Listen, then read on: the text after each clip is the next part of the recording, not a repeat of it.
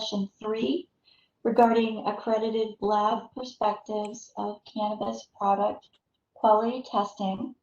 We'll give about 5 minutes for everyone to get situated and comfortable, and we'll start promptly at 1:35. So thanks very much for joining us. We're glad you're here today, and we'll get started at 1:35. Thank you.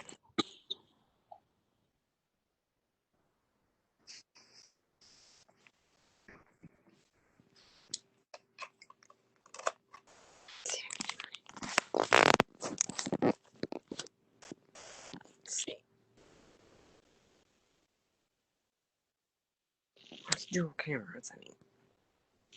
Let's see.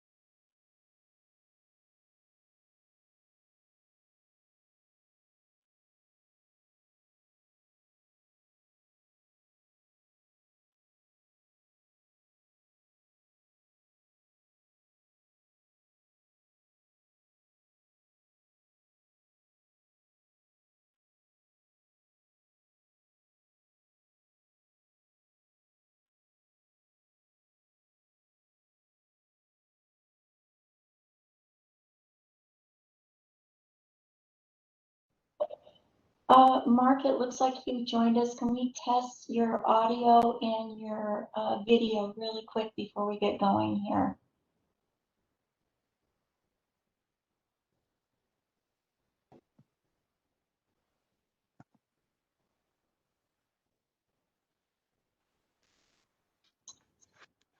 There, we can see. Can you hear me? We can hear you as well. All right. Okay, We can go ahead and get started then. Thank you very much, Mark. welcome. So again, good afternoon, everyone. This is the LCB Deliberative Dialogue Session 3 regarding accredited lab perspectives of cannabis product quality testing. I'd like to welcome our panelists today and all the members of the public who've joined us for this session. My name is Kathy Hoffman, and I'm the Policy and Rules Manager for the LCB. And I'd like to get us situated today and ready to begin this forum. So as a reminder, since this is a public work session, I want to make sure that everyone understands that the recording of this session and the chat function are public record. So we ask that you are mindful about what you share and what you put in the chat box. Materials for this meeting will be made available on the LCB Laws and Rules website at www.lcb.wa.gov/laws and rules in the coming weeks. So since we introduced this model of engagement along with guidance documents through our Gov Delivery service in January of this year, those documents have been available on our website under our email notification archive tab on the LCB opening webpage. And I'd like to take a moment to share that document with you that we shared in the very first Gov Delivery message, one of the first Gov Delivery message that we offered on January 14th. And that's called the WSLCB Deliberative Dialogue Guidance. And Casey has shared that in the chat box if you'd like to take a look at that more closely. So turning to the agenda, we currently have an hour set aside for attendees to pose questions to the panel. And this is a time to pose questions to the panel as opposed to LCB. So we ask that you direct those kinds of questions that you might have to the agency to us at an appropriate time, and we're happy to answer those questions. But today's dialogue is focused on our panelists and the accredited lab perspectives concerning quality control rules. So if you do wish to pose a question to the panel during that segment, please use the chat box to sign up. And please remember that questions are limited to accredited lab experience around quality control testing. Casey and Audrey, our rules coordinators, will be monitoring the chat box and will take your name down. And for those of you who may have joined by telephone only, you can email questions to rules. So that's lowercase rules at lcb.wa.gov. LCB values all voices, and we strive to create opportunities for all to share thoughts through various engagement models. And it's important to us that this is a collaborative and transparent process that supports unvarnished participation, because that is one of the foundational principles of deliberative dialogue. And the spirit of that participation and those principles are embodied in the ground rules, and I'll go over those in a little more detail in a few minutes. Today's lab panelists were selected based on the criteria shared in that January guidance document that Casey shared, and that is they are lab owners or employees. Questions for today's panel were shared separately, privately, with each individual panelist last week, along with the agenda that shares the rules that we've already highlighted here today. So a few more reminders. Please don't use the chat box for anything that could be construed as bullying or harassing. During one of our previous sessions, we noticed that conduct occurred, and if it occurs again today, we will close the chat box to all participants, and you can raise your hands if you wish to ask a question pertaining to today's topic during the appropriate segment. Also want to draw your attention to the mute and unmute buttons. Panelists and others, please remember to keep yourself on mute when you aren't speaking, and when you do wish to speak, make sure you are unmuted. And I know we're all still getting adjusted to mute and unmute. Please note the video icon as well. And we ask to the extent possible that panel members use the video icon during the session because it does help with engagement. For other participants, we ask that you keep your cameras off unless you've been called upon to speak. So I'd like to stop here and take a minute to recognize Board Member Hauge, thank him for joining us today, and provide a few moments for his remarks. So, Board Member Hauge.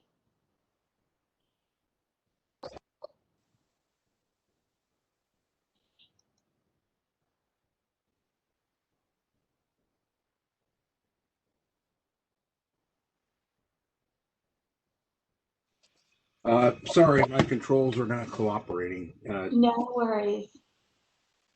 Some operator error, I'm sure. Thank you all for coming today. What we're trying to do here, what Kathy is leading us through, is far and away better than what usually happens with the so-called notice and comment for rulemaking. We're trying to take a deep dive here. It's going to take us a while to get through, but at the end of the day, we'll have information that will allow us to do a better job. And I would define better job as lightening our touch on the industry. In these times, you need as much freedom as you can to respond to market pressures, and we're going to do that. So have patience. This is a process. We're committed to it. And again, thank you all for participating. Thank you very much, Board Member Hauge. And I just realized that I did not update the panel session. So this truly is panel session 3, not 2. I will go back and correct that before we publish this. So apologies to everyone. All right, so our overall meeting goal, and this is also in the agenda, to build an understanding of accredited lab perspectives related to cannabis product testing. Our intentions today are to provide our accredited labs a platform to share and discuss their unique perspectives related to cannabis product testing, increase an opportunity for genuine, respectful, moderated dialogue between all participants, and identify accredited lab themes related to those things. So why are we here? LCB's been considering revising cannabis product testing rules for some time. We had 2 public hearings previously regarding cannabis product testing rules. And after considering all the written and oral testimony, the board and the agency would like to better understand the perspectives of the complete authorizing environment. So I know I've shared this before, but for those who haven't joined us in the past, the comments we received today will be added to an Excel workbook organized by theme and analyzed. And we use those comments when we interact with the board with respect to rule development, policy development, and other things. And then we'll share the recordings and comment tables externally as they become available. One thing I wanted to share about the recordings is these sessions are long, they're 3 hours long. And so we've run into a few challenges in getting those segments, or at least the recording, uploaded to our external website because there is so much material. So we're working on whether or not we need to segment those recordings or how we're going to get them up, but we are researching ways to get those available to folks on our outward-facing website. So meeting protocol for today. There are really 3 roles involved in our meeting today. Those are our panelists who have joined us, and we thank you for donating your time to us today. It's greatly appreciated. Moderator, that's my role. I'll kind of be guiding the conversation today. And then participants and listeners, and those are our attendees who've joined us today to spend the afternoon.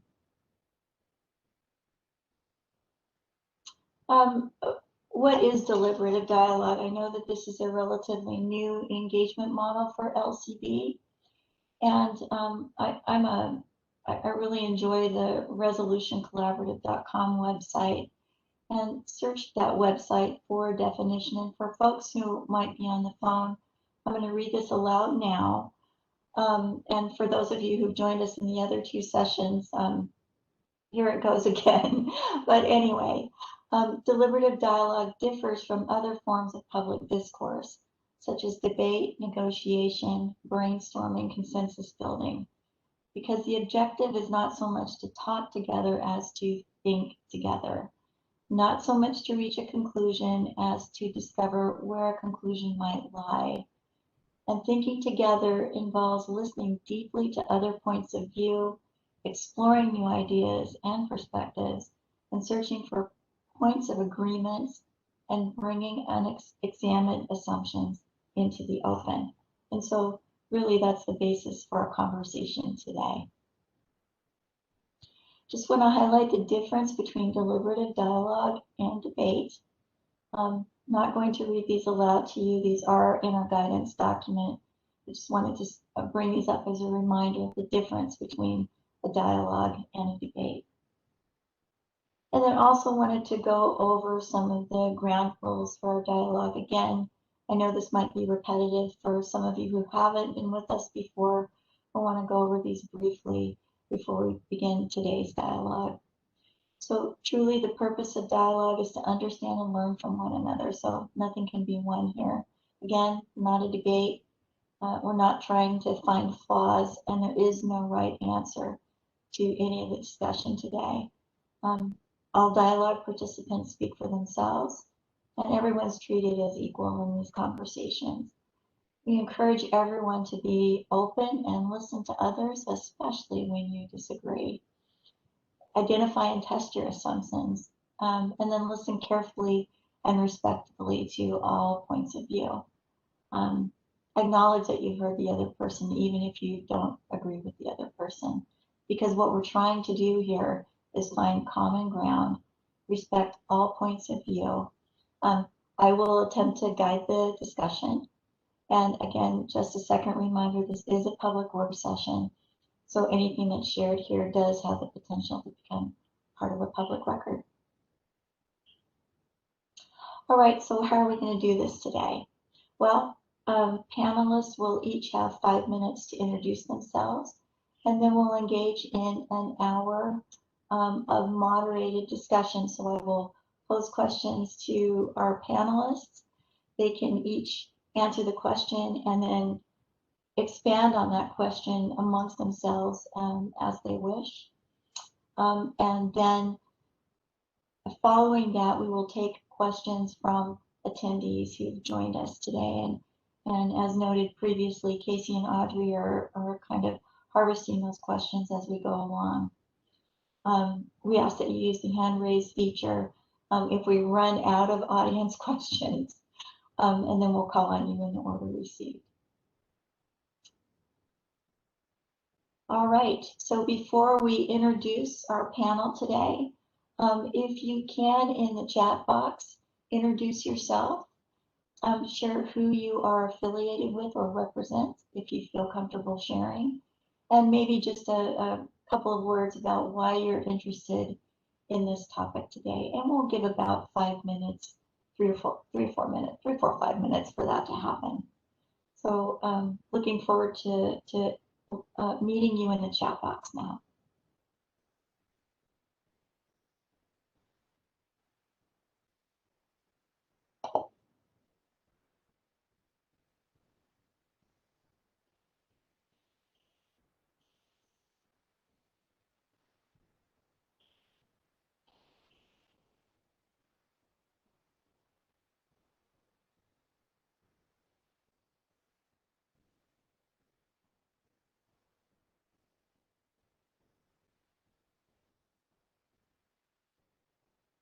And I think since we're running it just a couple minutes late, I'm going to go ahead and start with panelist introductions. And for some reason, there we go. All right. So let's start with Amber Wise. Welcome, Amber. Hello, everybody. I guess I didn't have a 5-minute thing prepared, but I'll be brief. My name is Amber Wise. I'm the science director at Medicine Creek Analytics. It's a accredited lab, as what all the panelists are, just south of Seattle in Fife. And my background is I have a PhD in chemistry. I was a chemistry professor for a number of years. I've been in, excuse me, I've been in the cannabis space for just about 5 years now. Worked for a producer processor previously. I've obviously worked for a testing lab now, so I've seen the industry from a couple of different perspectives. And I do have some additional experience in my previous cannabis life, previous to cannabis, in toxicology, science policy, environmental health risk assessment things. Pesticide related, things like that. So a little bit more relevant experience. I think I'm just going to leave it at that for now and move on. All right, thank you. Thank you, Amber. Next, Jay Burns, welcome.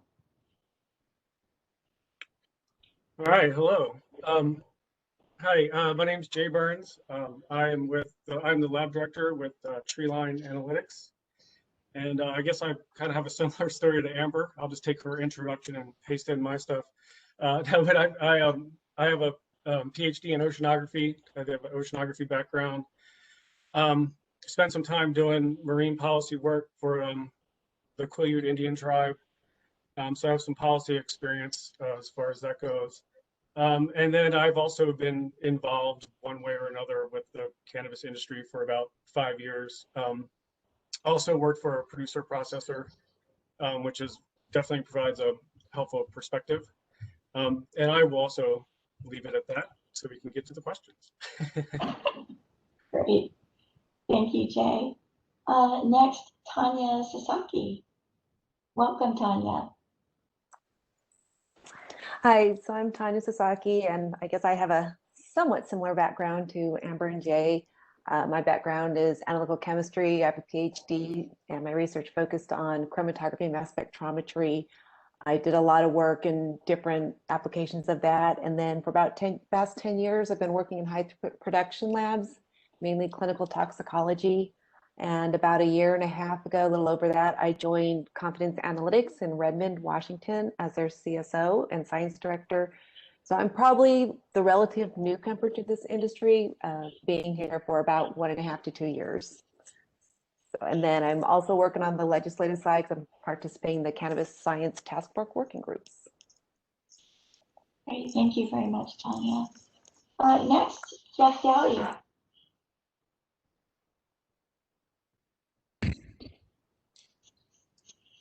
All right, thank you. Hello, my name is Jeff Doughty. I'm the CEO and founder of Capital Analysis located in the Olympia-Lacey area.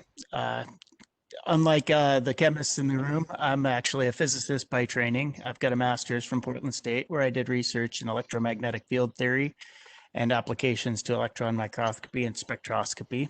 It was a pretty easy transition for me to cannabis testing, especially on the chemistry side of things. Most of the equipment's very similar to what I studied in college. My intro to cannabis testing came back in 2012 when I bought an HPLC off of eBay to set up in my medical grow room for the purposes of testing my own products. After spending a bunch of time and money learning about chromatography the hard way, I recognized that there were not a lot of labs in the state, so I began cannabinoid testing for local medical dispensaries and growers.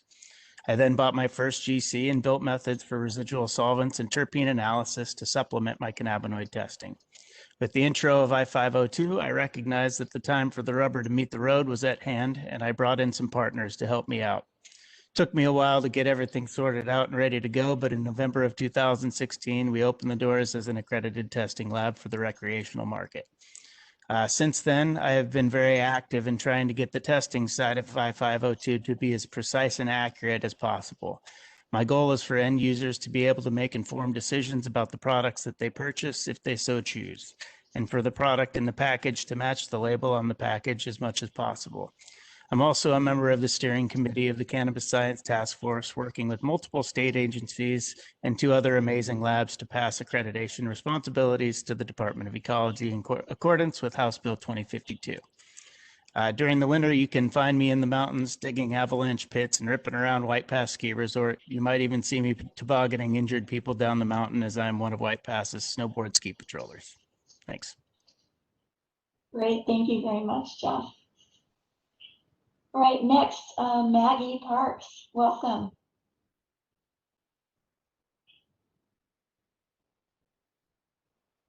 Oh, can you hear me? We can hear you, yes. Perfect. Thank you. My name is Maggie Parks, and I am a medical microbiologist. I graduated from the University of Washington in 2001. I have a bachelor's degree, and I've been involved, my career has been involved exclusively in medical microbiology for the last 20 years. I'm interested in cannabis testing because I've seen I've watched the industry begin to grow here in the Northwest, and I'm participated approximately, I'd say 10 years ago, in creating a procedure for testing for fungal of marijuana, and I'm curious to watch the microbiological testing, how the guidelines get determined. Thank you. Thank you, Maggie. All right, and Mark Burchmeyer, welcome. Well, thank you. I started, we got our connections crossed there, and I did plan on being here. So I'm Mark Burchmeyer. I work for True Northwest Laboratories in Olympia, Washington. We are a very small laboratory, and I was really interested today in being here because I wanted to represent our point of view as a small laboratory and the impacts of what this testing will do for a small laboratory. My background is in chemistry. I have a PhD from Oregon State University. And then I had a career at Merck making vaccines and monoclonal antibodies. Broke off about 10 years ago from Merck and started a small biotech company, which I retired from in 2017.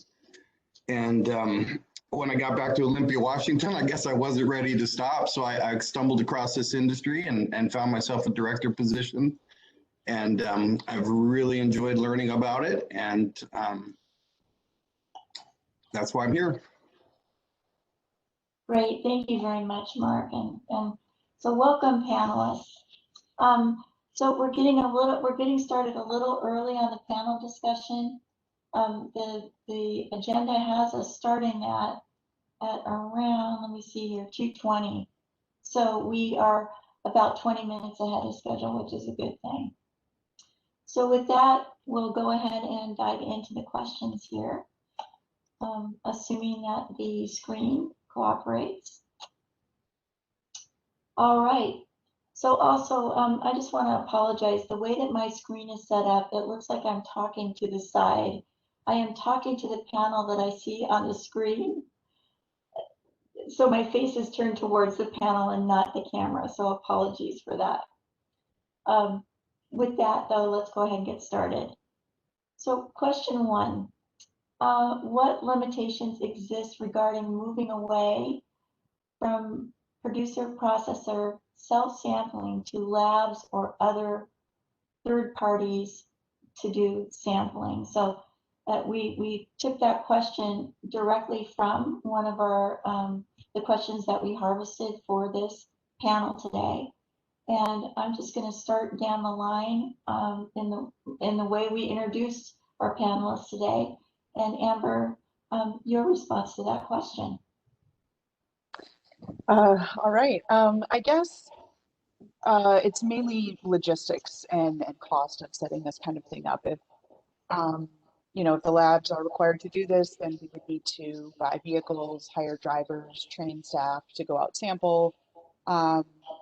You know, that is obviously not all that cheap.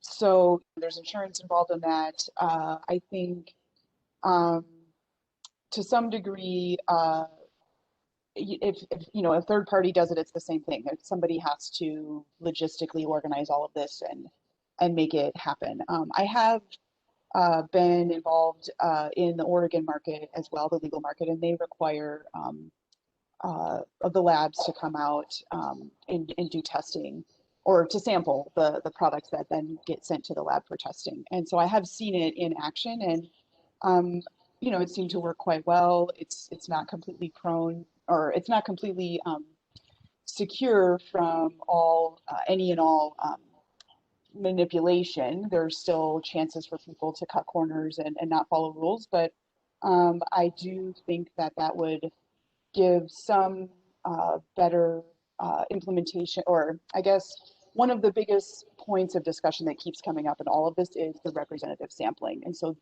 requiring someone else that's not the producer processor to do the sampling could reduce a lot of that uncertainty. Great, thank you very much. Jay, your thoughts? Yeah, so I mean, I kind of agree with what Amber said, but basically, yeah, I think that cost is going to be one of the biggest issues. I mean, there's, you know, as Amber mentioned, there's going to be vehicles, and you're going to need to hire more people. I mean, basically now just picking up samples is, you know, a full-time job for somebody, you know, not even collecting them, just picking up prepared samples. So there's going to be some much bigger cost that's going to have to be, you know, passed on to the producer processors. I also think time, you know, just the amount, how long it's going to take for the, you know, to actually collect the samples and get them back to the lab. I think that'll probably slow down a little bit of product getting to the market. Not necessarily a bad thing, but I think that is a real issue. You know, just the geographical spread of all the producer processors, you know, some are going to be difficult to get to. You know, you might be able to get to one in one day, and another day you might be able to hit 5 in one day, which also brings up another problem where you might have some producer processors that don't want you coming into their facility if you just came from another grow, because they're worried about cross-contamination of pests and things like that. So we got to worry about those sort of logistics. So, I mean, I think ultimately it's, you know, having a third-party sampler. You know, it could be the labs, probably be even better if it was completely independent third party, because it would probably lead to a more accurate, consistent representative samples. But yeah, I think that's sort of the main limitations that I see. Yeah, just as I just wanted to ask, when you talk about the geographical spread, in your mind, would that, you know, for the more remote parts of the state, would that increase that third-party sampling cost to Well, I go think to so. the sort of outer reaches? Yeah. Yeah, I think you're, because I mean, I think realistically you're going to have to charge. I mean, the person that is the sampler, you're going to have to pay for their hours, right? I mean, they have a job, and so whatever hours they're driving, that has to be covered. Not to mention just the cost, you know, wear and tear on vehicles, things like that. So yeah, and so, you know, and I think this is going to, you know, be a bigger impact to smaller farms too, right? Like, you know, if you're a big farm and you have 100 samples and you're, you know, spreading that cost over that, as opposed to a smaller farm that maybe has 5 samples. So I think it's going to be you know, there's an impact there as well. Sure. Thank you. Thank you. Moving on, Tanya, your thoughts? I think that's when I saw this. I agree with all of them. It's logistics, and whether that's the labs that are going to be doing the sampling or a third party, just the cost of that program, what's the regulations around it, the oversight, because, you know, samplers can be kind of pressured to pick and choose as well. And so what's the oversight to ensure that it is a representative sample? And as for logistics, I mean, for confidence, we have a few different routes. We have multiple drivers, and they can be picking up, you know, 15, maybe even 20 stops for some of the busier routes. If you throw in the sampling time, you can just see how, you know, if it takes 10 minutes to sample, 15 minutes as opposed to just a pickup, it's really going to have to greatly expand the number of drivers and vehicles if it does go to the laboratory. And for a lot of the smaller farms and producer processors, if they're going to pay a fee for sampling, whether it's to a third party or to a lab, plus all the costs of testing, and then the increased testing and regulations come down the road, that's going to be probably some pushback and a real hurdle for smaller producer processors. Sure. Thank you very much. Jeff, thoughts? So, I mean, I'm going to pretty well echo what a lot of other people are saying so far. From my perspective, infrastructure logistics is the largest limitation. There are producer processors across the state in a widely spaced geographic area. We regularly get samples from customers that are not in the same area in the same day. Physically going to each of these facilities would require an immense amount of additional infrastructure for us if we are the ones doing the sampling. Having a team of drivers that are qualified to take samples would be a very difficult problem for the laboratories, especially if the labs that currently rely on third-party transit companies for sample collection. It's not impossible by any means, but costs would definitely go up significantly. The easiest solution in my mind would be for the third-party transit companies to offer sampling services. We already utilize third-party transit for a large percentage of our customers. They're not in an area we regularly visit for pickups. There would definitely be a need for training, and that could potentially be offered by the labs if need be. There are downsides to this in that chain of custody is still not as robust as if a lab did the sampling themselves, but it would be a reasonable compromise that removes conflict of interest of self-sampling, but also mitigating cost increases to the producer processors as much as possible. It's going to be cheaper to go with third-party transit, in my mind, than with the labs doing it. Specifically because the transit companies are already somewhat set up infrastructure-wise to do this work. They're also licensees, so they're more easily subject to enforcement from LCB. I think the biggest hurdle here would be transit companies fielding qualified sample collectors and the training associated with that, and then the costs to do that training. Conversely, if the labs were to do the sampling themselves, I see a lot of the business that the transit companies are currently doing, that would go back to us as laboratories. In that, I wouldn't need a transit company to go out to a remote facility to do a pickup because I would have to do that myself. I, of course, haven't spoken with any transit company representatives, so they could see things completely different than I am, but that's kind of what I'm seeing. Great, thank you, Jeff. Thanks. Maggie, your thoughts?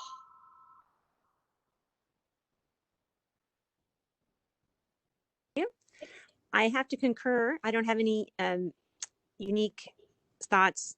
It seems everyone that preceded me has well verbalized them, and that is the logistics and cost.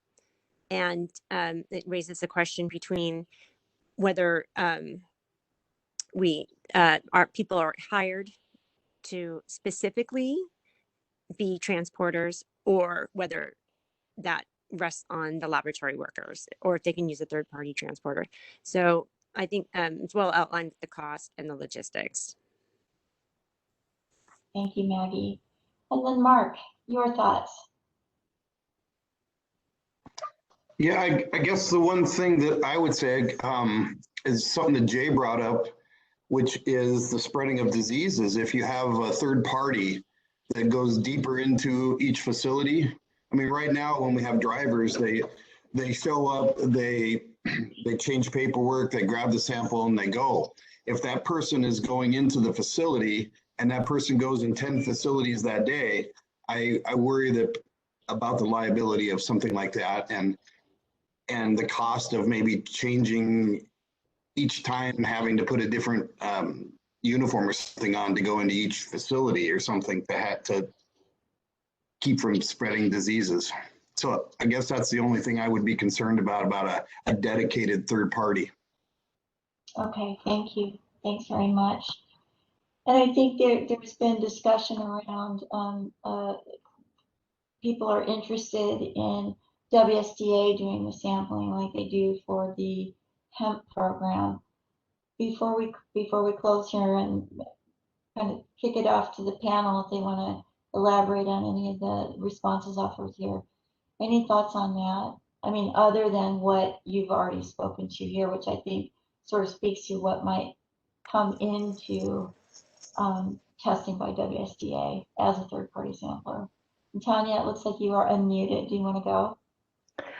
Yeah, I was just going to add that when we talk about some of the logistics, if this is going to be a new, if sampling is going to be something else that's going to be monitored, is there going to be an accreditation, a license type, and what's the logistics and costs around that, not only for, you know, the sampler, so to speak, but for whoever the agency that is doing that oversight.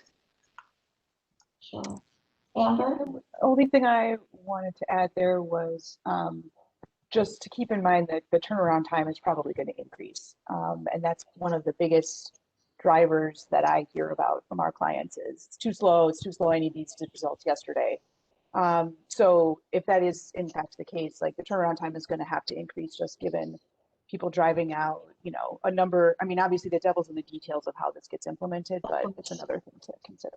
Yeah, thank you.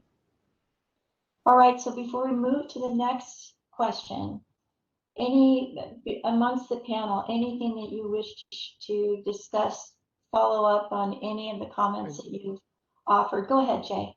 Yeah, I just that comment about the WSDA sampling. Yes. You know, in general, you know, I think it would be great if the state was the sampler. You know, I think that would take away a lot of the, you know, perceived biases going from anybody. But my concern is that I don't believe that the state will have the budget to come up with enough samplers to do it, right? I mean, WSDA certainly doesn't now. And, you know, in my experience with like, you know, WDF&W and some of the other divisions, like, you know, they barely have enough samplers to do what they do, you know? And so, you know, while it's a great idea, and if it could happen, I think it would be awesome, but I feel like sort of budgetary wise, that might be a difficult path. Great, thank you very much. To tag on to that, I could see WSDA having the proper training and the ability to do it in terms of the training. But what about the logistics side of things? I know they're doing it for hemp, but there's a lot more I-502 producer processors that they would have to visit. And like Amber said, I could see turnaround time going up drastically. Great, thank you very much. All right, before we move on, anything else, any questions that you want to pose to each other, or are we good for question 2? Thumbs up, thumbs down is fine. Okay. All right, thanks everyone. So moving on to question 2, what limitations exist for increased lot sizes regarding sample sizes or additional tests required to get quality results? So we'll go the opposite direction when we think about answering this question. So Mark, would you like to address this first?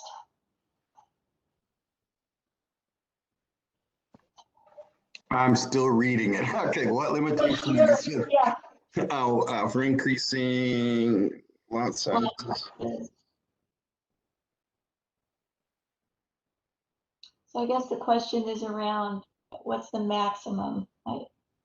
At least that's how we're understanding this question.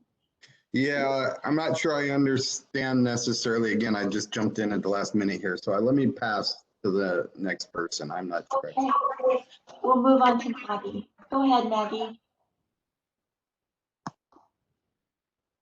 You know, I'm reading this and I'm not sure I understand the question. I see sample size, which is obvious, how much weight of particular cannabis they're sending in to get tested, but I do not understand what lot sizes is referring to.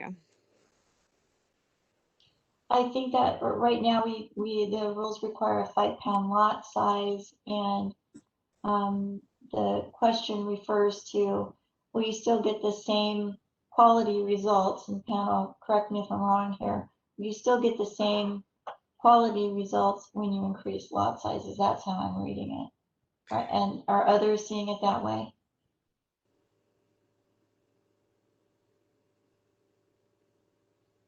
And again, this was one of the questions that was sent in to us by our processors, producers, consumers, everyone who offered questions to us. Maggie, if you want a few minutes with that, we'll go ahead and move it on to Jeff. Yes, please. Okay, Jeff, any thoughts? Sure. Give me 1 second. Okay. The main issue I have with increasing lot sizes, specifically for cannabinoids, is increased variation in results. We already have an issue with variation in this industry, and any increase in the lot size of a highly variable analyte will only exacerbate the issue. I have done some studies in my lab on this topic, specifically by bringing in 2 full 5-pound lots into the lab and breaking them down into equal parts, and then testing them around 500 times. We found a huge variation within these lots, and we repeated the study twice, finding similar levels both times. If we increase lot sizes, then this variation will only go up. We could have, of course, increased lot sizes and then also proportionally increase the number of samples needed for testing, but then what's the point of increasing lot sizes as the testing costs would remain the same? Perhaps there's other reasons to increase lot sizes that aren't lab related, in which case this could be a compromise that could work. All that said, as I've mentioned in other public testimony, my data is for cannabinoids only, an analyte that is known to be highly variable throughout the lot. I have not seen any data on variation in a batch for pesticides, heavy metals, terpenes, or solvents and concentrates. Some of these analytes I could see being significantly more consistent throughout a lot. Pesticides, for example, I could see being reasonably consistent due to the usual method of application where you're spraying the whole room or the whole field.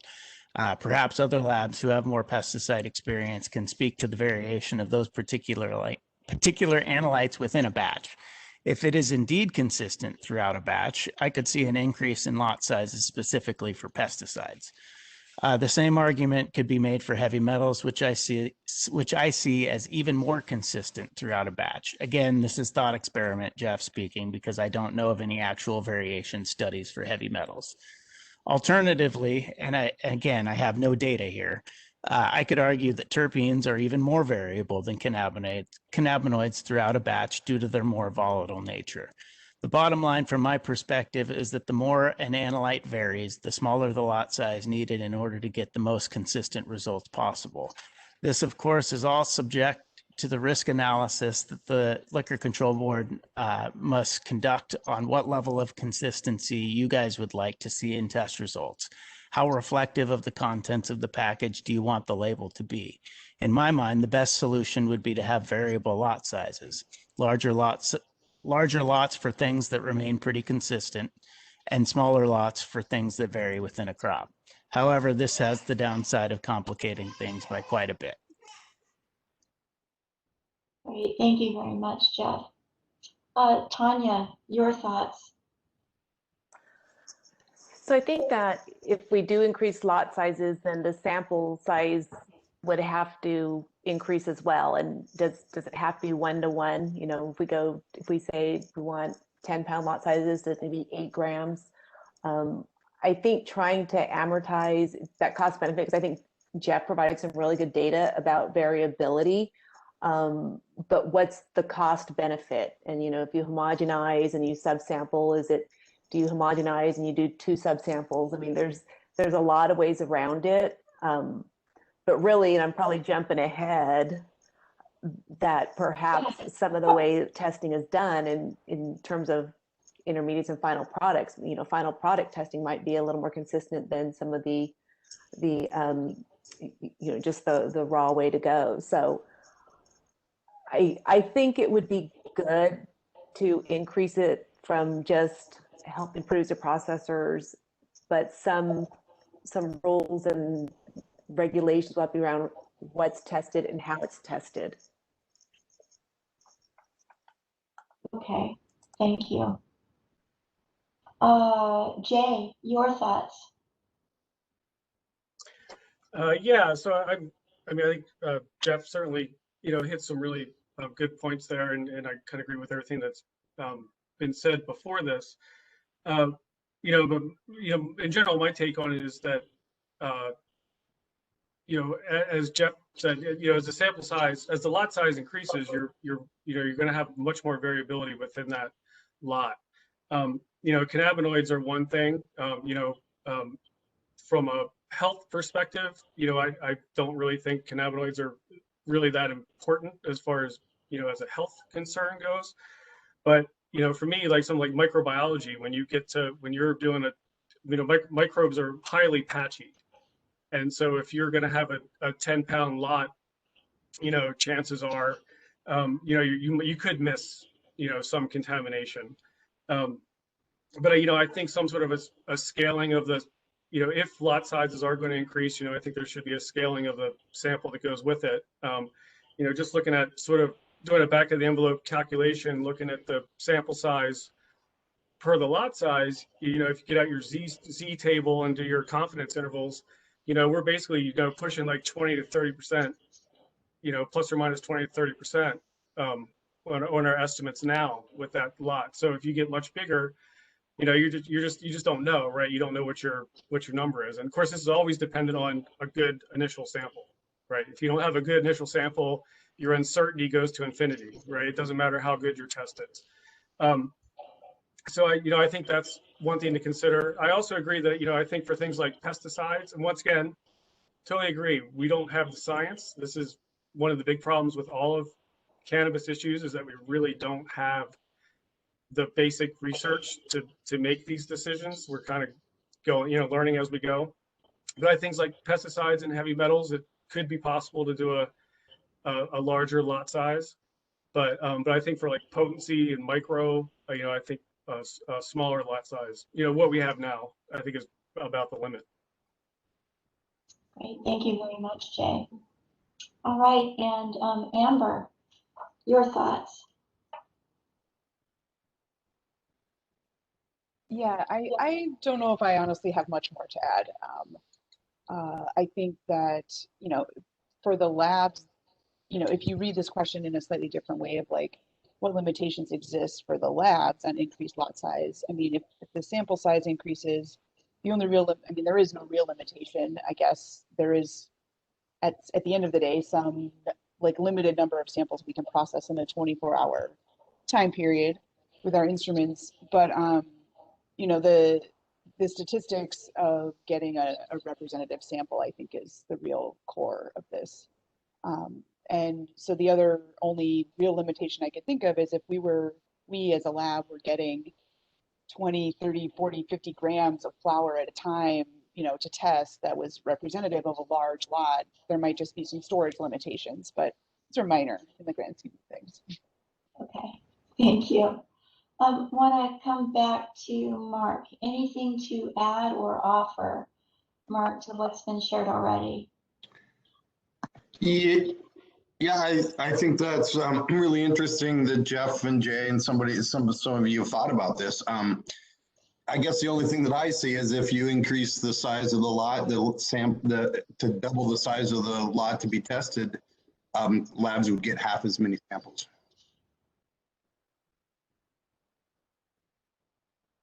Okay. Anything else? Hello, this is Maggie. I'd like to add No. something as well. Oh, sorry. Sure. Go ahead, Maggie. Hi. I think the panelists before the last panelist raised an interesting point. I think we need to rely on research, and we don't have a lot of information available to review or turn to when making these determinations, because there's not a lot of research available as far as lot size, doing repeated testing on lot size, and publishing results, making that available. We can't make decisions because we don't have any historical data to provide to support evidence. So when you talk about increasing lot sizes and people discuss, the heavy metals are consistent with throughout, but the potential microorganisms or contaminants can be diffuse throughout a batch. We don't have any information of how to rule them out in larger batches if they are submitted, 10 pounds versus 1 pound. Sure. So I think that's where we're limited, is lack of historical information.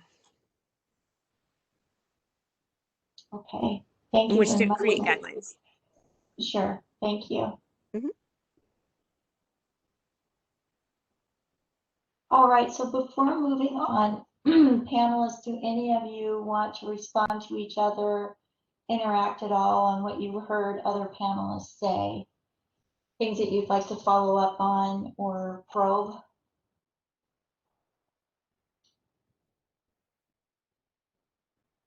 Okay, so we'll move on to question 3.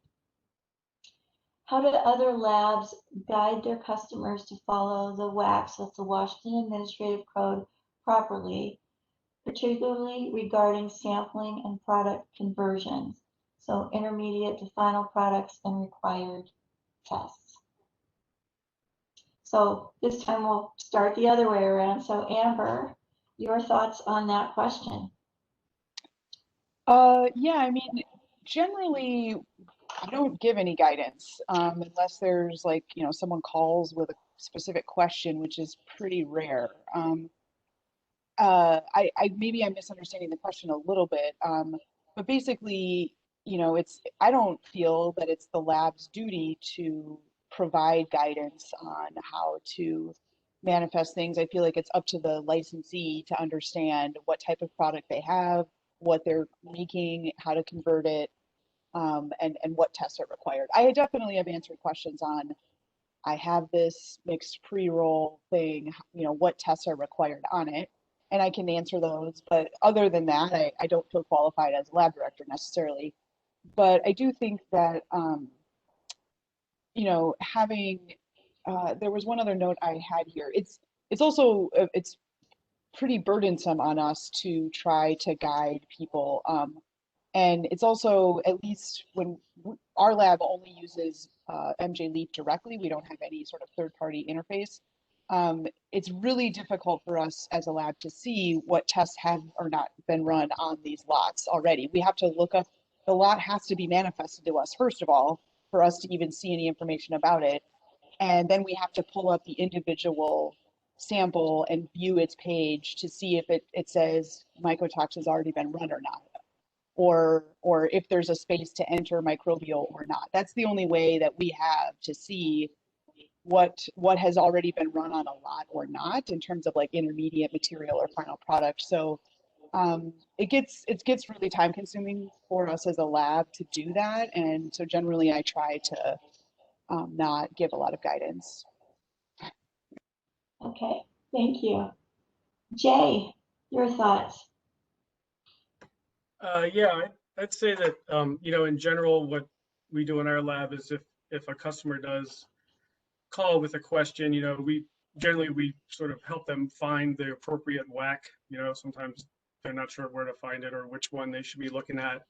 And we will kind of go through with them and sort of say at least our interpretation of what the rule is.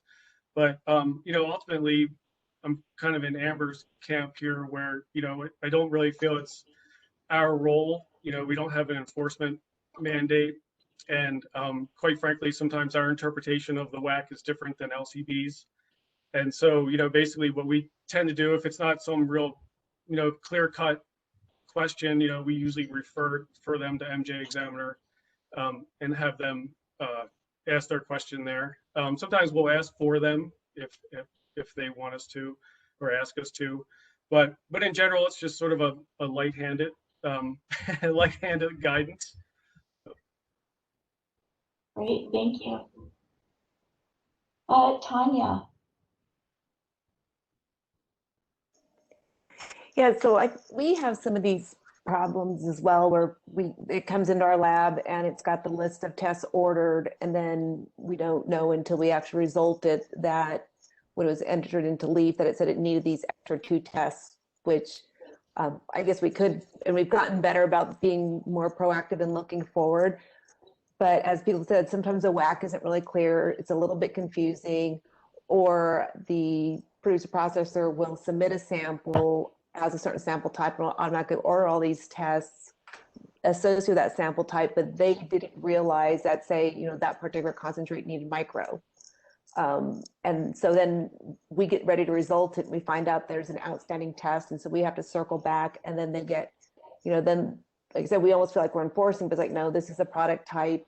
So I think there really is some education that needs to be done, as well as maybe, I mean, I don't know how easy to do, but somehow a list of the tests, like if they enter a sample type, then immediately it shows them a list of tests that are being ordered and required for that sample type. So there's no surprise on the back end. And I think for the lab as well. And do you think that that would be just a follow-up? Or are you thinking that's something that LCB would put together? I mean, I think that's what I'm hearing you say.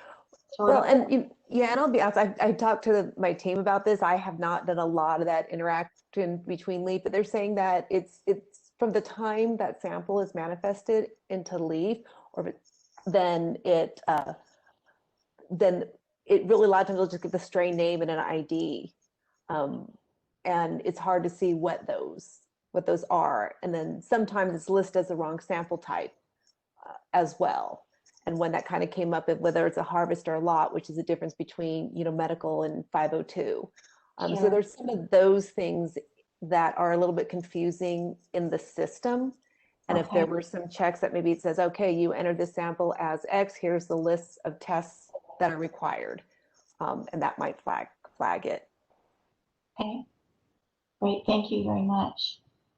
Jeff, your thoughts? Okay, so I've got kind of a two-part answer here, and admittedly, I might have misunderstood the question a little bit for the first part of my answer, but we'll see what you guys think.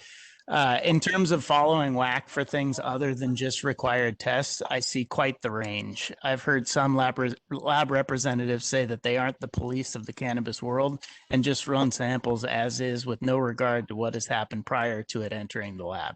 Other labs, I see rejecting samples that have been potentially adulterated and then reporting those customers to the LCB. Overall, I find that this topic can be quite divisive between lab and producer processor and lends itself to the labs being looked at as another wing of enforcement, which we are not. We're here to help our customers both in terms of developing better products and for marketing the quality of their products to the public. There is a large component of public safety as well, especially for the medical community, but frankly, that argument falls flat when we don't test for pesticides as a state. It could be argued that the real lab customer is the end user, just they're not the one that pays us. That said, how many end users are asking for a certificate of analysis upon purchase in retail? Is there a way that we can better present that information to end users such that they will feel more comfortable asking for it? In terms of required tests, it's not quite so divisive and it's pretty straightforward. WAC 314.55.102 has a pretty good matrix that outlines what tests are needed on what products. And if a customer brings in a certain type of product and is requesting insufficient testing for it, we advise them that they need to complete the full battery of tests before the state will accept it for sale.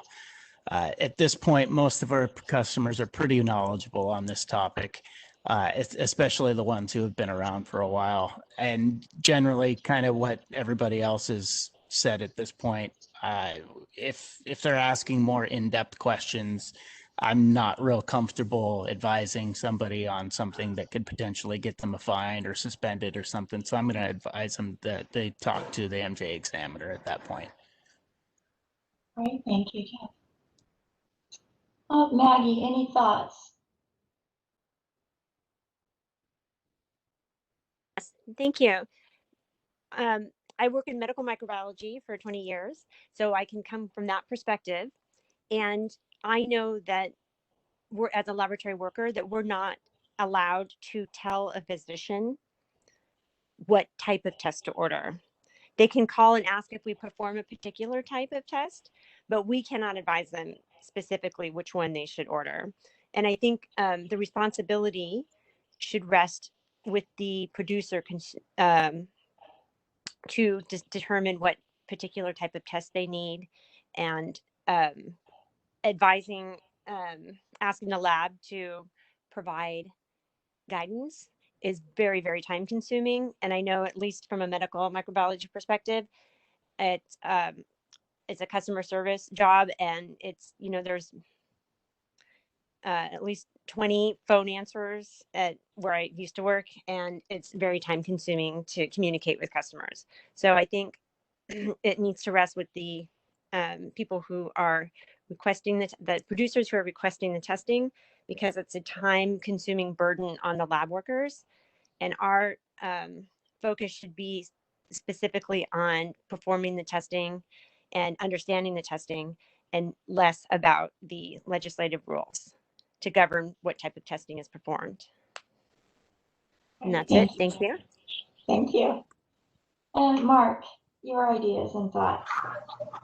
Yeah, so a little bit different for us. We do give a lot of advice. Initially, when a customer starts with us, or we often will have to talk to them about sampling. Certainly, we get a lot of questions about what type of testing needs to be done on each type of product. But we see it as more of a partnership, not necessarily as overseeing what they're doing necessarily, but just helping them out to make sure they're doing the sampling properly and doing it the way the WAC describes it. Great, thank you very much. All right, so before we move on to the next question, any dialogue between the panel regarding that question? Anything anyone wants to follow up on or add to? Jay, go ahead. Yeah, I was just gonna say, when I read the question, I didn't take it the way that Jeff had started out, but I think that was really good points that he made. You know, as far as like, we don't, what samples are required, what is required of that sample, what tests are done. And I think Tanya said it too, with just, we don't, sometimes, the tests aren't all there. It's really, LEAF is very difficult to figure out sometimes, what needs to be done, what's been done, and things like that. And so that, I mean, that is something that we will, advise our customers of, like, oh, yeah, wait a minute, you need this extra test. Sometimes we don't catch it until after we're done, and we're like, hey, you know what, you need this too. So anyway, that was a really good point. I just kind of want to just sort of support that. Great, thank you. All right, anything else before we move on? All right, thank you. So moving on to the fourth question, does requiring pesticide testing do enough to prevent use of prohibited chemicals, or is additional laboratory oversight also needed to create a practical change? And the example given here was what Orlap does in Oregon. So I think this time we'll start from the middle of the panel, at least as represented on the agenda. And I'll go ahead and start with Jeff. Can I jump in just really quick and ask for a really brief clarification of what Orlap does in Oregon for those who might not be familiar? Anyone in the panel wish to speak to that?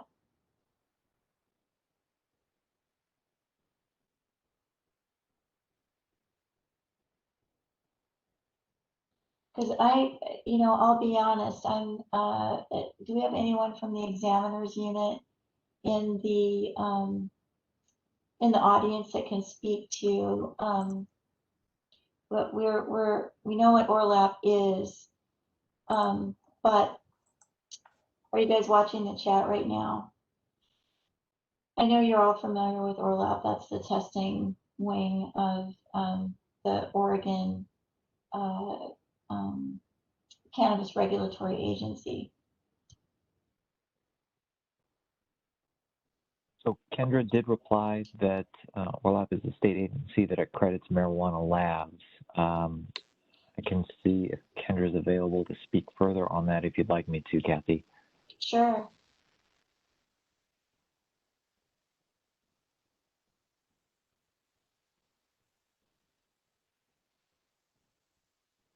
Hi, folks. Casey, do I have audio? You should. I was just going to let you know, Kendra, I unmuted you. Okay. Hi to all. So Orlap in the Oregon system is a little bit more decentralized. Orlap does the accreditation, OLCC, and I apologize, right in this brain moment, I'm forgetting who sets the product standards. But Orlap itself is basically, right, the lab oversight, which is what LCB has right now and what Ecology will have in the future. My understanding is they do some additional work but I will do a double check for everyone. I don't know that I think Orlap are the organization that are setting like the thresholds, right? The ppm limits or creating the pesticide list. That is a different organization in Oregon, but I'm going to do a double check here for you as we continue on with the conversation. Sure. So is that enough to help folks get at the basis of the question? Does that help? And thank you very much, Kendra, for that. Is that enough to go forward on? I'm seeing some nods, a few nods. All right, go ahead, Jeff. Okay, so I've got a little bit of a mixed answer again. We're not currently doing pesticide testing. We're working on it, but so I can't really speak definitively towards that, but I'll just go ahead here. As a member of the Cannabis Science Task Force Steering Committee, if I haven't learned anything, it's that regulation can't solve all our problems. There has to be some kind of enforcement that goes along with the regulation. And we can make all the rules in the world, but if some entity decides to commit fraud, it can be extremely difficult to figure it out. I do think that increasing the rigor of the lab side is necessary. The lab side of things is necessary.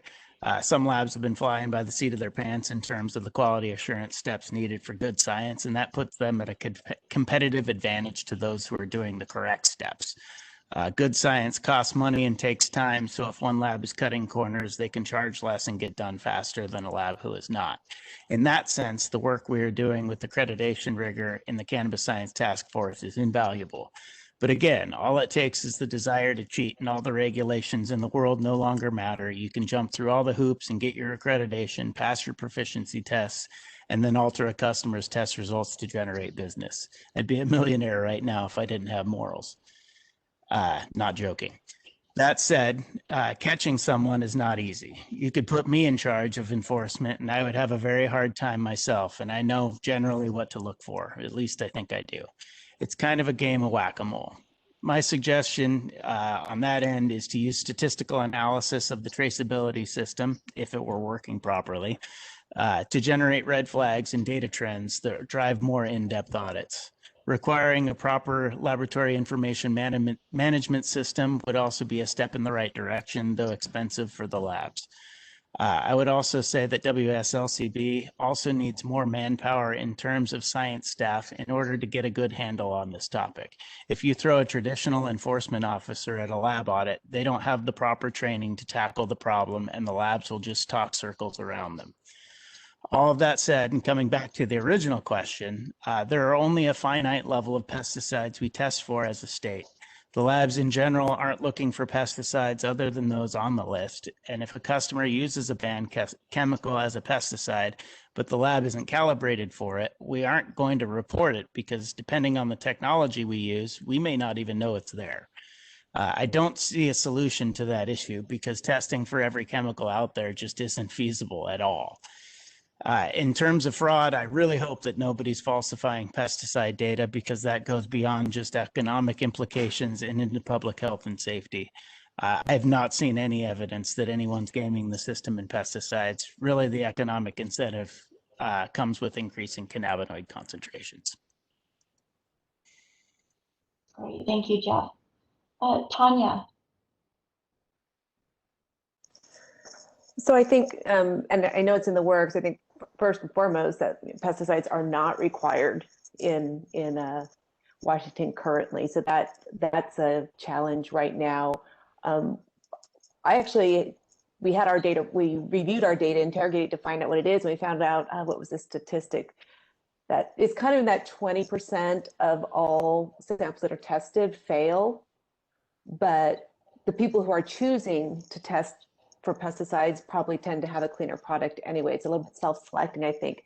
But the other interesting statistic, I'm trying to find out where I have it, is that there were 10 compounds that made up 83% of the failing results. So that, I think that's a little bit telling. There is the kind of those common denominators.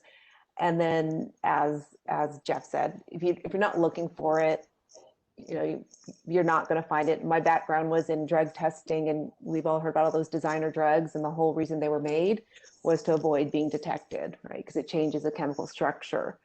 So I think it is really important to have the standard for pesticide testing and to put the regulations in place. But if people want to get away with it, they're going to find something that's not on the list and use it. The other challenge we ran into is sometimes one of our clients would get, popped by WASDA for not, for having a failed sample. And it turns out that it was a PPB versus PPM. We report out in PPM and then WASDA report out in PPB. And that got lost in translation when it got sent to enforcement. So I think that's about all I've got to say. Okay, thank you. Jay, your thoughts? Yeah, so I guess my short answer, does require pesticide testing prevent prohibited chemicals? The answer is no. I think that what is needed is really a multi-pronged approach to looking at the pesticides. And I think what you need is farm level sampling, right? There needs to be enforcement, right? The labs are not the enforcement of the pesticide rules. We're kind of the net, right? We sort of look at the samples that are going to, well, hopefully it's a sample going to market, but we're looking at a sample and seeing what's in that. But we are not trying to prevent the use of pesticides. We're really, I guess we're trying to protect the public on the health side. But really the only way you're going to stop, prohibited pesticides from being used is to have on-site enforcement, right? You're going to need to check the farms, look what's in their stock rooms, right? Check their purchase orders, see what chemicals they're buying, show up at spray, when you think pesticides are going to be used, those types of things. And then I think on top of that, you need to, along with that, you need to have an off-the-shelf sampling, right? Where you're grabbing packaged product from stores. And I think you need to grab packaged product from the producer processors, right? Before it leaves their place. And check and have those randomly sampled as well. But just relying on the laboratory QA tests, the COAs is not enough. There's too many ways around it, right? I'm not saying that, every producer, processor, and farmer is trying to sneak a pesticide, but if you want to use pesticides, there are plenty of ways to get a passing QA test that will not stop you from using that pesticide. So just before you move on, and we've had this idea around farm level testing. In your mind, what would be the definition to you of farm level testing? I knew you were going to ask me that. And I don't have an answer. No, I mean, I think for something like pesticides or even heavy metals, what I was thinking would be like, going in during the while the plants are growing, pre-harvest, and sampling, taking plant samples, not necessarily per strain or anything like that, but like each area, if it's an indoor place, like each room, certain sections of the farm, and then also their equipment, right? I think that includes like, going to their spray cans and swabbing them, what was in that spray can, things like that is what I kind of mean by that.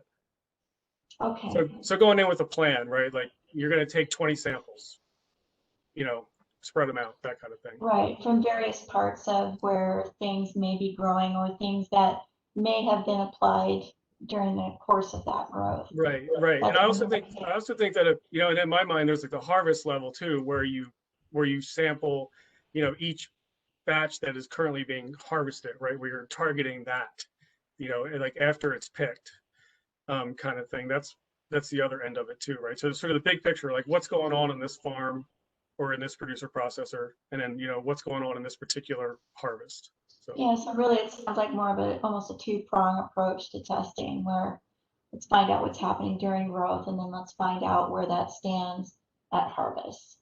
That's right. What I think I'm hearing you say. Is that accurate? Yep. Okay. Yep. I'm not sure if that's right, but that's the way I see it. It's deliberative dialogue. There is no right or Yeah. wrong. We're just kind of thinking together, right? So Yep. thank you for your thoughts. Amber, your thoughts. Yeah, I mean, I see a lot of different aspects to this. It's obviously a really complicated question, and I agree, you know, rules don't necessarily prevent people from breaking them, but you know, and farm level testing could potentially go, you know, pretty far to do some prevention. But I have seen personally, what like currently what has occurred is, you know, LCB goes out, takes some samples from a farm, those get sent to the Department of Ag Lab, and they have a much, much larger list than any of the other accredited labs. And they have very, very low limits of detection that we are unable to meet. And I would love to find their, you know, have them share their protocols with us and their methods with us to see if we could improve our methods, or at least, you know, bring some of our limits of detection to their limits. Maybe it's just an instrumentation thing. I'm getting a little off topic. The point is, these samples get sent to the Department of Ag, and any amount of detection, I'm not even talking failing amounts, but any amount of PPB level detection has caused negative repercussions on the farm. And in my experience, you know, I see some of these samples come through our lab for confirmation, and then I hear literal sob stories. I've had people in tears more than once on the phone to me. Where is this coming from? How do I, you know, I thought we were doing everything the right way. So if in fact farm level testing occurs, it needs to be done in a way that's actually identifying usage. A lot of these chemicals that are seen or detected are herbicides.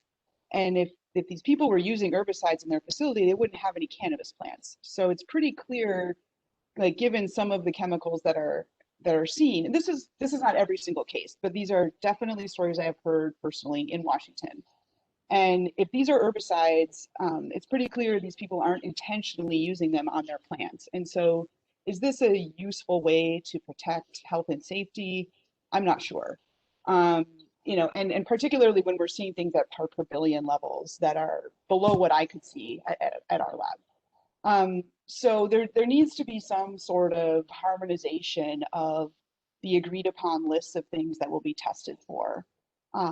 And some of these compounds that people are quote unquote failing for are also not explicitly listed in the LCB's compound list. And so they fall under this everything else at a 0.1 ppm level. And so that has created, I think, a lot of problems. And I'm sure you've heard in other forums about these sorts of situations. But so I think that there are ways to do more random screening that is more fair. And that could, you know, prevent use of prohibited chemicals, and dinging growers for compounds that they're clearly not applying to their cannabis plants is, you know, can be really damaging to an industry. So yeah, those are some thoughts I have here. And I think it's a couple notes here. I just want to make sure I covered them all before I pass. Yeah, and we also get a lot of questions at the lab as to where did this come from? Like, how could I possibly have this chemical in our facility? And I have spent literally hours on the phone with people. And at some point, that's also not my job. You know, I would love to do investigative work like this, but, you know, it's not really part of our job scope. So, you know, having some resource in the state for growers to go to that they can, you know, gain some knowledge about use of legal and illegal pesticides, I think would be really helpful. I think I'll leave it there. Okay, thank you. It's always time to supplement it, you know, in a few minutes if you feel compelled. Mark, your thoughts.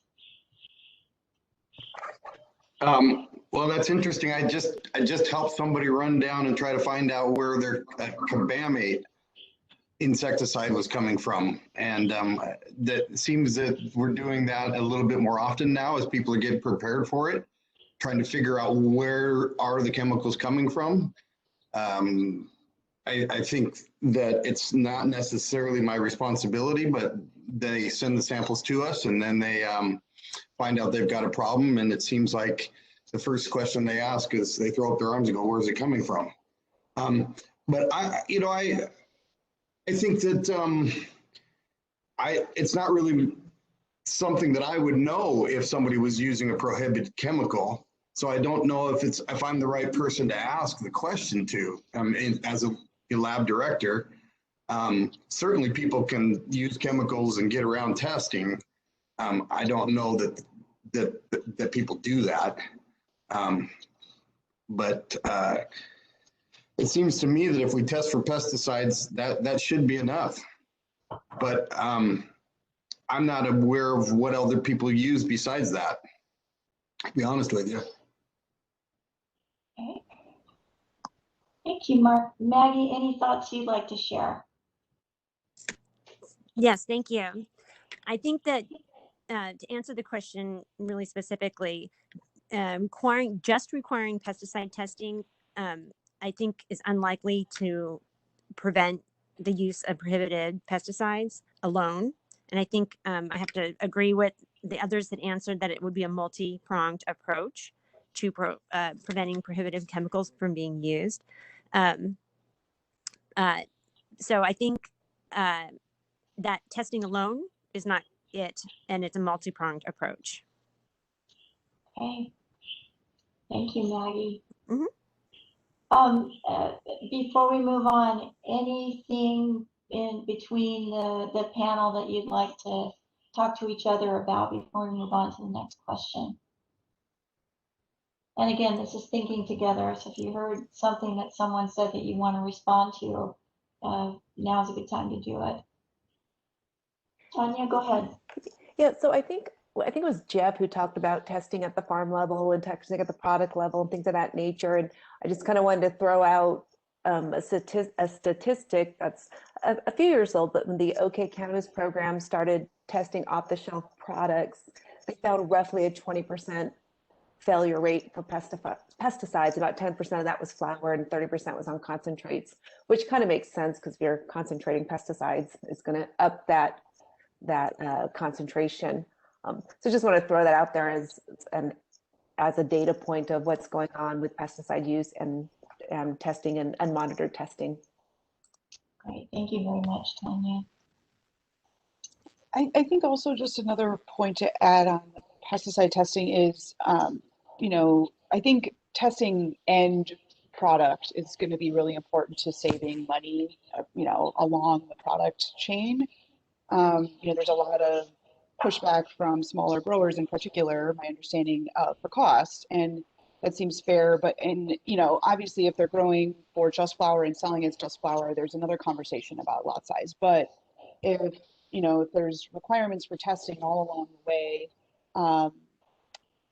that can really increase costs. And so, starting with, and I think I'm getting a little ahead in terms of the questions, but testing final actual product that the consumer will be exposed to, I think is really important. And this comes into play also with edibles. The only thing that's required, obviously pesticides aren't required for anything currently, but if only the intermediate cannabis is required to be tested, then you use this much teensy weensy little tiny amount of cannabis product to infuse, on a mass level, percentage wise, very, very small amount compared to your final batch weight. There could be all kinds of pesticides in that flour and that sugar and whatever went into the brownie.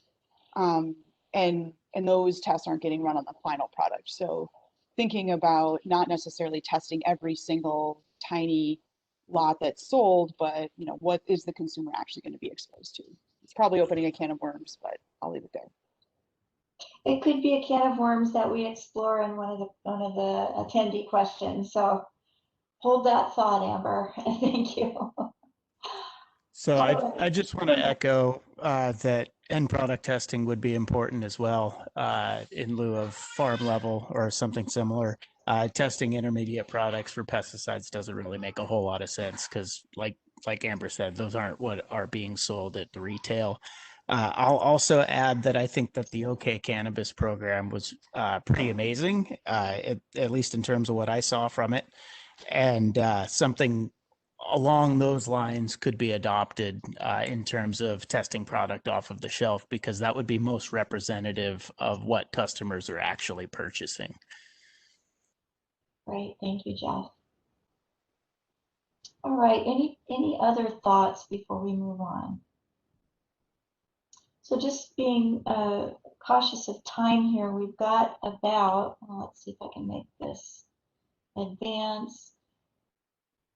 We've got about 4 more questions to get through, and I'm not going to rush us, so this may be like our other panels that we've had to this point, where we get up to about 3:20 and realize that we haven't gotten through all the questions, and that's okay.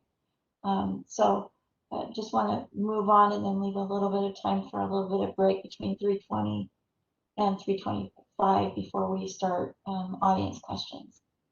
So next question, number 5, what processes and protocols are used or could be created for determining if quality control samples are collected properly, adulterated and or representative of the lot being tested or sold? So I think this speaks to sample collection primarily. So again, we'll start on the other side of the panel. Mark, your thoughts on this question? Okay. How do I know if so I guess I've received things that aren't necessarily adulterated, but I've received things that didn't come to me in the right format. Say infused joints or something. They need to send it to me in the proper format.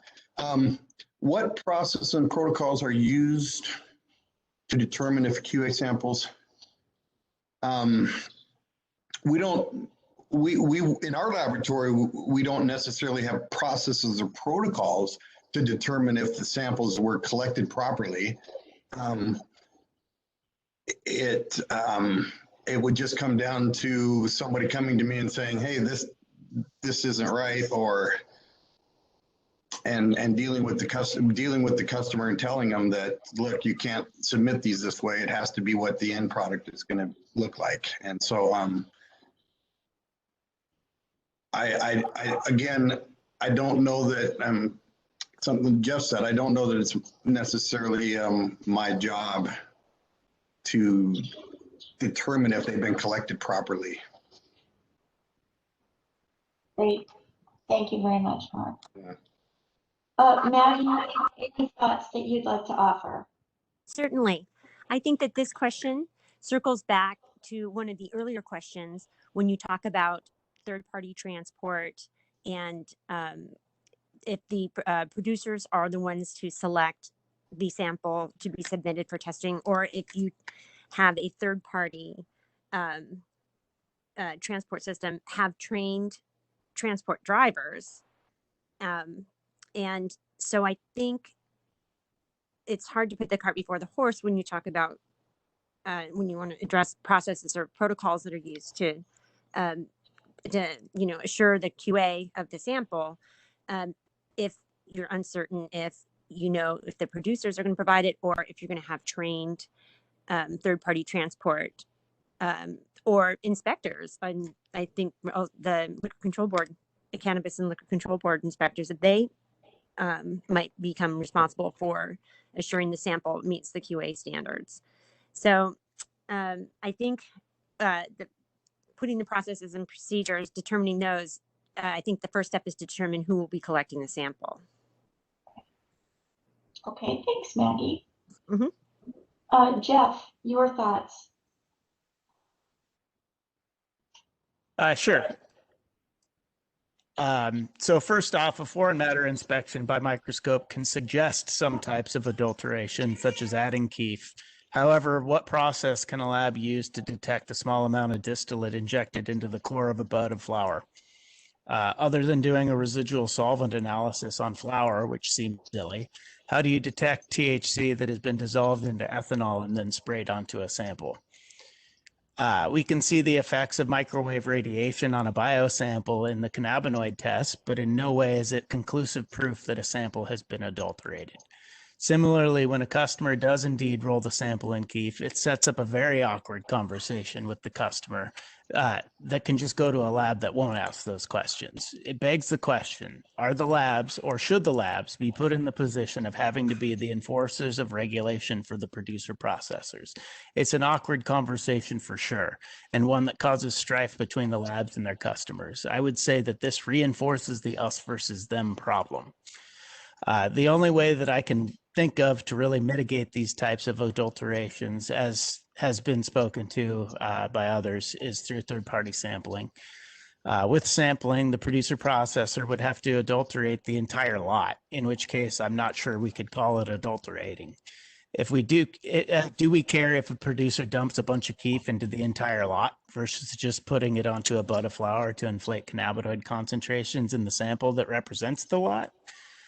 There are, of course, other issues that come up with sampling, like the good old bait and switch, which would need to be addressed. But I don't see another way to address adulteration of samples without sampling, third-party sampling. Great. Thank you very much, Jeff. Tanya.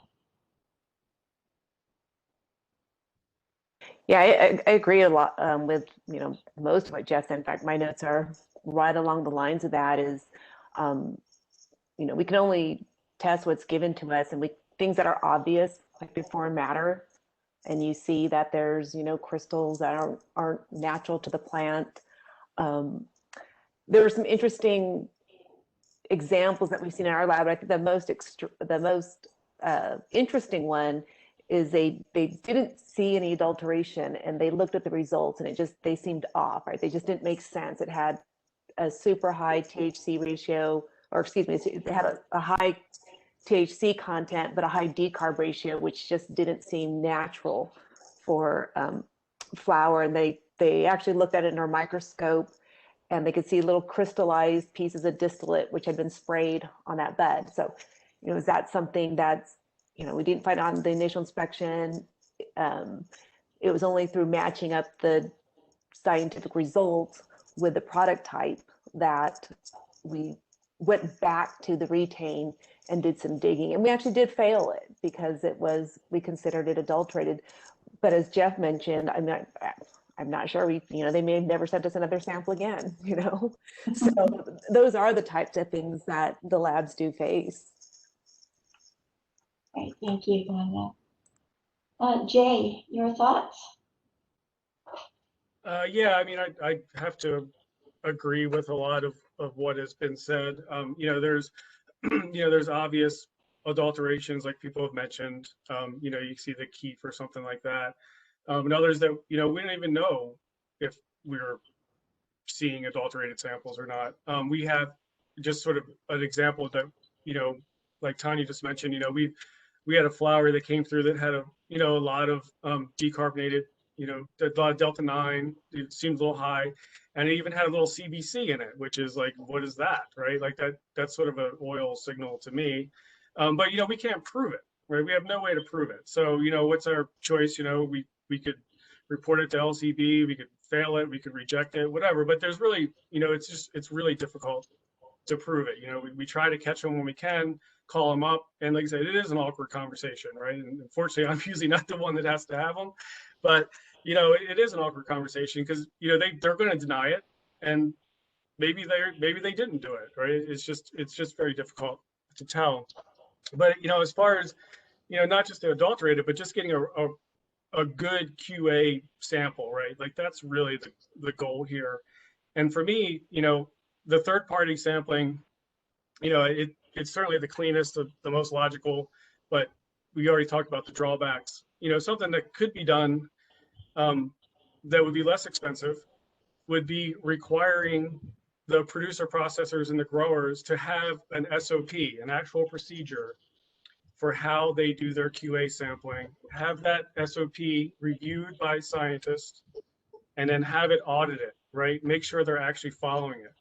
Because you can follow the letter of the law, right? Collect 4 1-gram samples from 4 different areas and still not get a good sample, right? There is more to it than that. You know, there is, even if you're not intentionally trying to bias your sample, there is unintentional bias when you sample, and all scientists know this.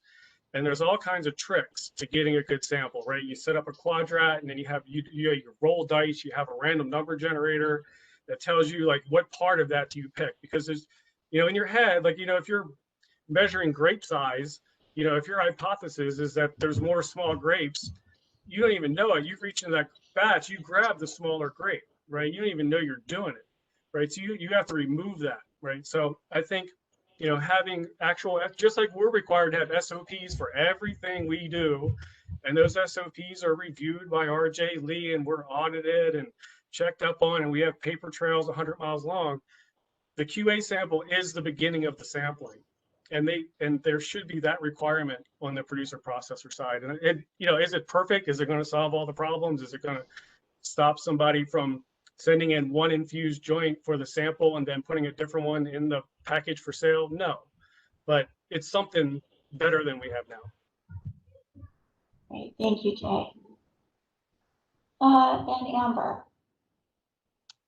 Yeah, I mean, I'd like echoing everything everybody else said, but there could potentially be a role for, you know, random sampling and comparison here to reduce that. It's you know, obviously not going to catch every instance, but if the specter of the chance of getting caught is there, that could potentially, you know, reduce some of that. And it's, you know, a random sample from a store, and you know, follow up with the lab that tested it and see how close those numbers match. The retail stores could be required to submit, you know, a certain number of each thing that they are delivered, or, you know, there's a little bit of way to double check at the end what was done earlier as a potential solution. I mean, there's, you know, lots of pros and cons to that, but just putting it out there as a potential for a protocol that could reduce some of that. Sure. Thank you. All right, panelists, any questions you want to ask to each other? Follow-up you'd like to offer? Jay, are you leaning in? Yeah, I am. I'm leaning in for the mouse. You're spying on me. Yeah, I know that. I agree that, you know, having, you know, off-the-shelf sampling, I think is critical, you know, like I said, either from the store or actually from the producer processor. But, you know, one of the things that, I guess concern is not the right word, but one of the thoughts I have is that when people pull off-the-shelf samples and say, hey, you know, the COA for this says it's, you know, 20% THC, but when I tested it, it was 15. And, you know, almost the immediate reaction is that, well, the lab gave bad data, right? There's the lab data, bad lab data. And, you know, that's not necessarily the conclusion, right? I mean, for one, there is a high variability in cannabinoids. You know, that potency number on that label was just for that QA sample, right? We know there's a variability, as Jeff pointed out earlier, in a large variability. So I think that needs to be taken into consideration. And you know, and if we don't have a true, you know, chain of custody, right? We can't show that the QA sample came from that lot, and we can't show that what's in that package that's being sold came from that lot that was supposedly tested, right? That chain of custody just does not exist, and that really, and I don't have any answers as to how we get there, but I know that there's, you know, I think one thing is that there needs to be a lot more enforcement on that level of, you know, of verifying of, you know, what is actually going into the packages and where those QA samples are coming from. So just a little thought there, because it usually ends up in lab. It comes back on the labs most of the times when differences like that are found. Nice, thank you.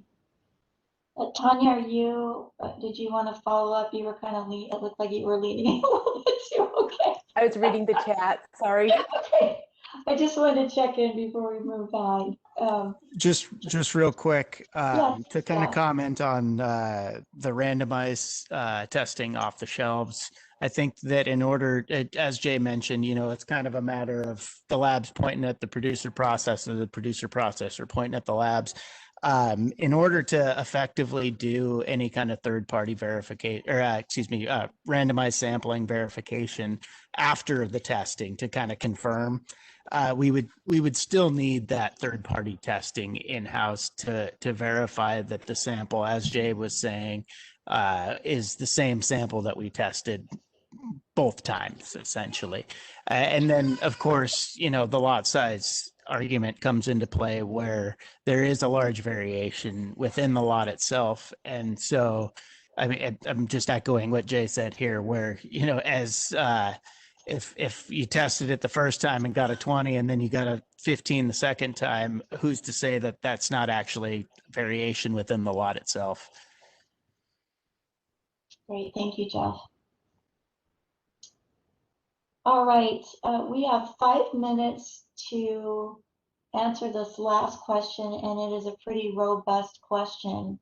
So a couple of things we can do here. In order to keep us on time, we can take a 5-minute break, and I'd like to offer to the panelists a follow-up. I think I shared this with you when we initially met before we opened up the conversation today. Maybe this panel could meet afterwards and answer these last 3 questions, or if we feel like we can do this in 5 minutes, what are your thoughts?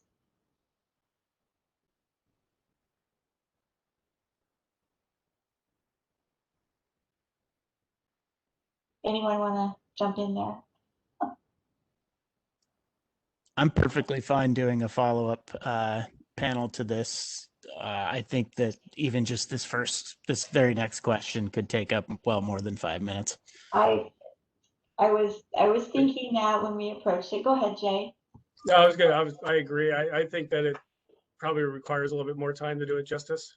Okay, agreed. Amber, did you have, okay. All right, so I think that's what we'll do, just to share with everyone who's listening. This happened with our processor producer panel as well, and so I'm going to reconvene that panel. We're going to finish up the last 3 or 4 questions that we didn't get to with the processor producer panel, record that and share that as a supplement to this to the recording from last week. And it looks like we've all agreed that that's the best route to take here, because these are very robust questions, these last 3.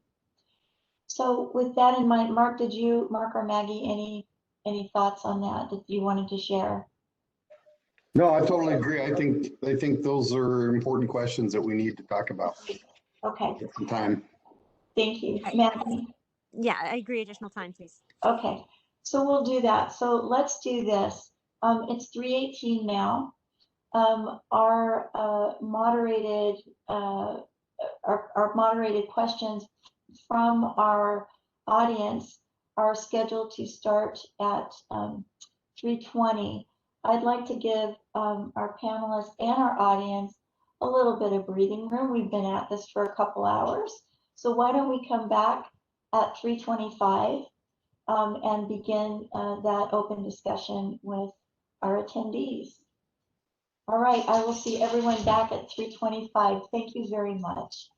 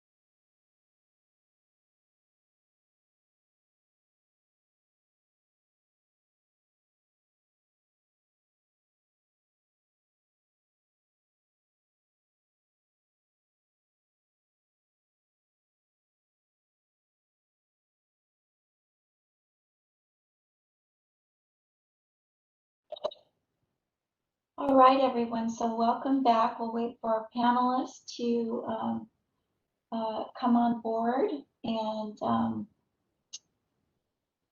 tee up those cameras and microphones. And I'm going to hand it over to Casey here, since he helps so tremendously with pulling up the questions. He's been moderating, helps me to moderate at this part of the session. So Casey, do you want to go ahead and kick us off with the first? And we answered these questions in the order received. So Casey, if you'll go ahead and start with the first question. Sure. Can you hear me okay? Sure can. Go ahead. All right. So first question was from Scott Hancock. He actually had two questions to start. What are the cost drivers for testing against the LCB standard and the DOH standard respectively? And can you speak to your experience about producer processor interest in testing against the DOH product standard? All right, so for this section of the dialogue, I'm not going to call on each panelist directly. If you have a response to that after kind of considering those questions, if you want to go ahead and raise your hand, and then I'll call on you and you can unmute.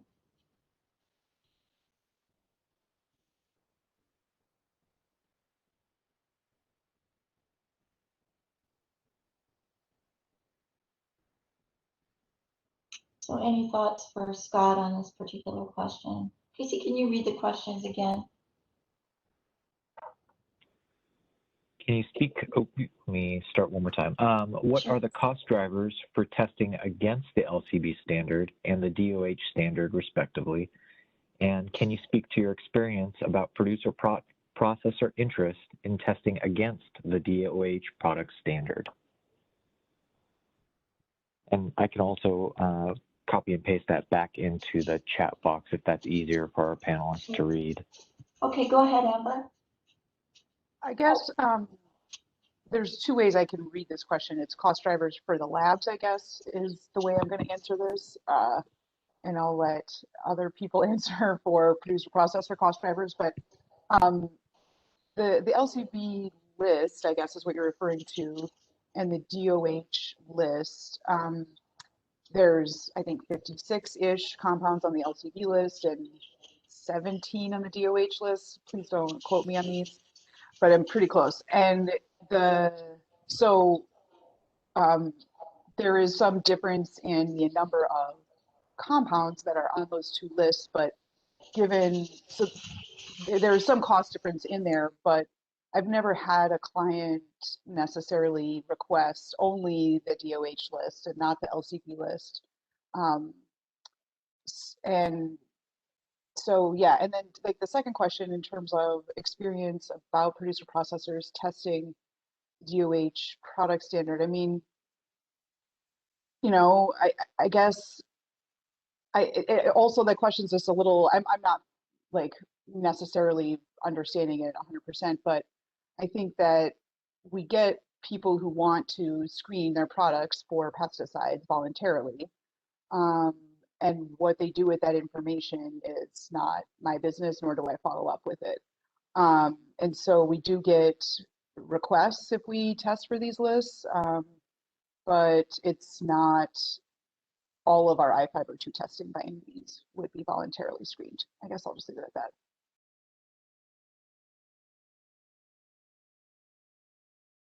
So if I'm reading the question correctly, it seems to me that he's driving at the difference between medical and non-medical testing. In which case, you know, for the DOH standard, obviously the big one is going to be pesticide and heavy metals testing. And again, like Amber said, I'm only going to talk about the lab side of things because I'm not as knowledgeable from the producer processor perspective. But I mean, the equipment is going to be the biggest one. You know, a good LC triple quad is going to cost you a whole bunch of money. GC triple quad the same. ICP-MS, those are all hundreds of thousands of dollars each for that type of equipment. And that's going to really drive it. And then there's also validation procedures that you're going to have to go through for that equipment, for your method. Standards are going to be expensive. That's going to be kind of the big thing, is validating method development, buying the equipment, and then, running the samples themselves cost a lot of money as well, compared to cannabinoids or microbial stuff like that. And I then, just want to add on to that, Jeff, and I yeah, don't go want to for it. interrupt, but there is also, aside from the initial investment in these instruments, which is very large, there are annual maintenance costs to these. I pay upwards of $60,000 to $75,000 a year just in preventative maintenance fees, and also upwards of $45,000 to $50,000 a year just in argon to run one instrument.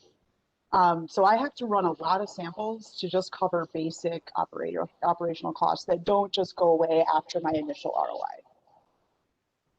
So You're continue absolutely with the right. rest of your point, Yeah, Jeff. no, and I didn't have a whole lot left. And you're absolutely right. A maintenance contract with Agilent, for say, is going to cost you tens of thousands of dollars, like Amber said. Or you can do the maintenance yourself, and you're still going to pay tens of thousands of dollars in parts and labor.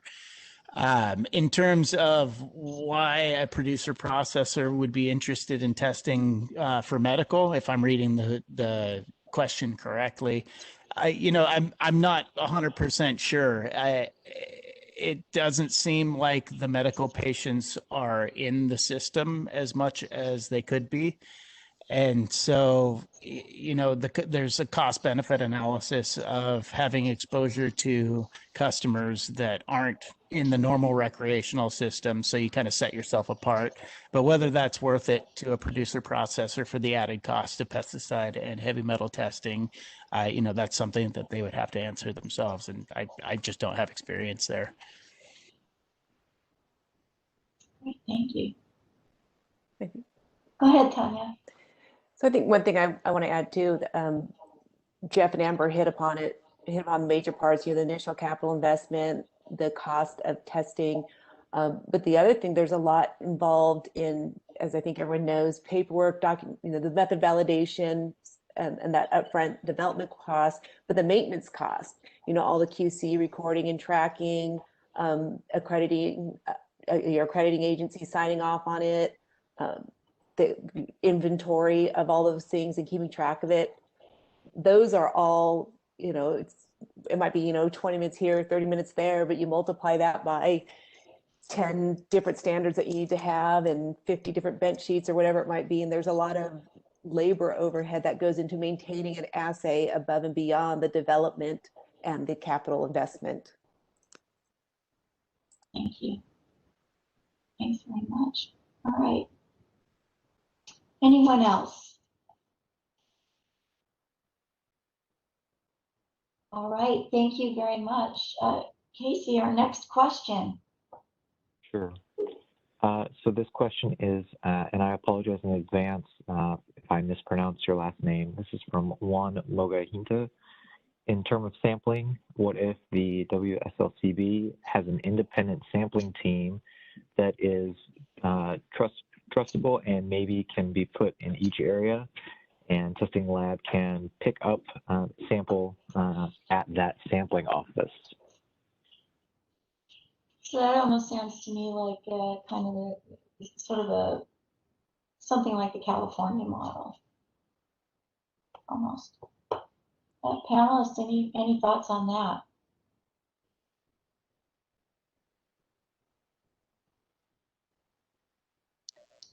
Yeah, I like that as addressing a couple of the potential drawbacks. I think with any implementation of third-party sampling, I think the devil's in the details. So,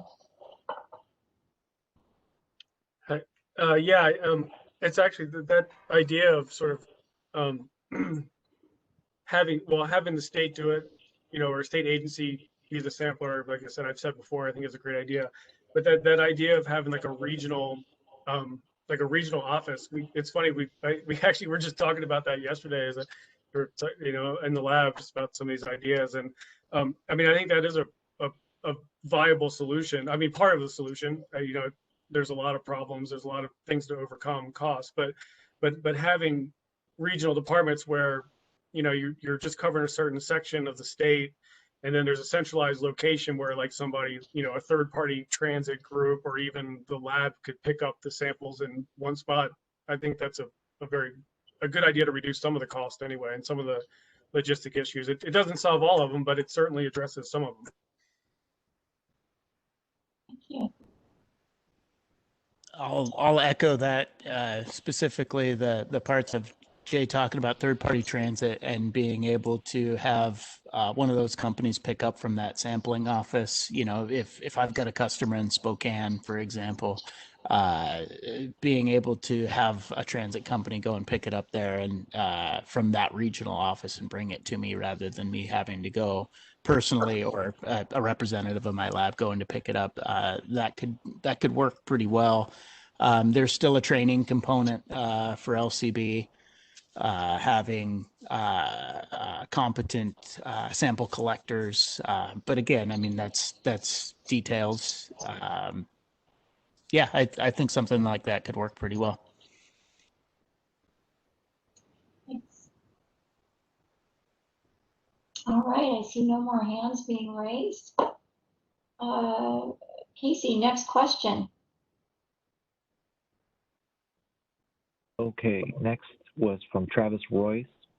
Question for the panel: do you see any reason for growers who use cocoa and rock wool to have consistent heavy metal tests? Would annual or biannual tests be as beneficial?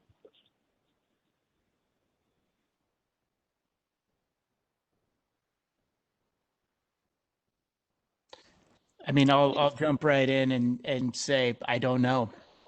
I haven't seen any data either way on that, and perhaps somebody else has. But you know, my philosophy in all of this is generally to follow the data, and if there isn't any, then I don't really know. I would like to second that. I have no idea what any of the products we get in have been treated or how they've grown. I've never had a grower approach me with this question directly. I've heard anecdotal things like, oh, there's a lot of metals in cocoa core, you know, out of people's mouths at events back when we used to go to events. But again, no data. And a lot of the heavy metal samples we get are subcontracted from other places, and we have even less information. I don't even know what producer or processor it's coming from. It's just a number in a package that's been subsampled. So I have very little information, basically none, about how any of these things have been grown to correlate with our data in, you know, flour that might test positive. But certainly, if you're a grower, I encourage you to test all of the materials, soil, water, nutrients, everything that comes in contact with your plant. You should absolutely be testing for whatever you might be concerned for, preventatively, at least once. Thanks, Amber. Yeah. So Yes, go ahead, Tanya. I think I'm going to just echo that. I think there's too many variables. I mean, if you argue that you just need to test your lot of cocoa or rock wool, but then, you know, what about your water? What about any, to Amber's point, there's too many variables to give an educated answer or a global answer to that question.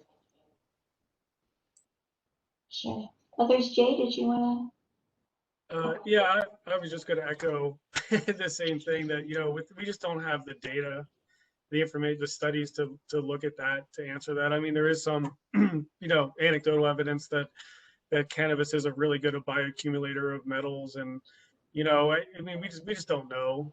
I mean, it would be great. I mean, I understand the point of the question and the desire to have that, and it may be possible, but until we really start collecting a lot of data, there's just no way to answer that. All right, and Mark, I see you joined us by video. Did you want to respond to this? Yeah, no, I actually have helped a grower with testing of their soils. But I, again, echo what everybody's saying. You just got to do it. You got to test it and find out what's there. Great, thank you. before we move on, I did have one further comment, and this kind of reflected one of my answers to it, one of the questions we'll get to in our other session. But I feel like one of the duties that we have as labs, and I could hear some opposition to this as well, would be to publish data. And when we do studies that have this kind of data in them, then peer-reviewed journals would be a good place to start with compiling a lot of this. In addition, I could see the utility in potentially spooling up a cannabis commission for this type of work. I mean, there are so many unanswered questions with all of this. What's the proper amount of testing for microbials? What's the proper amount of testing for heavy metals, pesticides? And just not having the firm data, it's really hard to make decisions that are going to impact people's livelihoods and, potentially put small farmers out of business. Thank you, Jeff. All right, Casey, what's our next question? The next question is from Crystal Oliver. If we reduce the overall number of samples taken and focused on more representative samples, would it increase the quality of science and reliability of test results?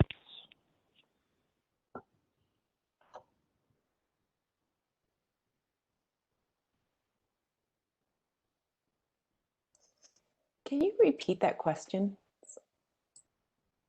Yes. If we reduce the overall number of samples taken and focused on more representative samples, would it increase the quality of science and reliability of the test results? And I can paste that into the chat box if that's easier for you folks as well.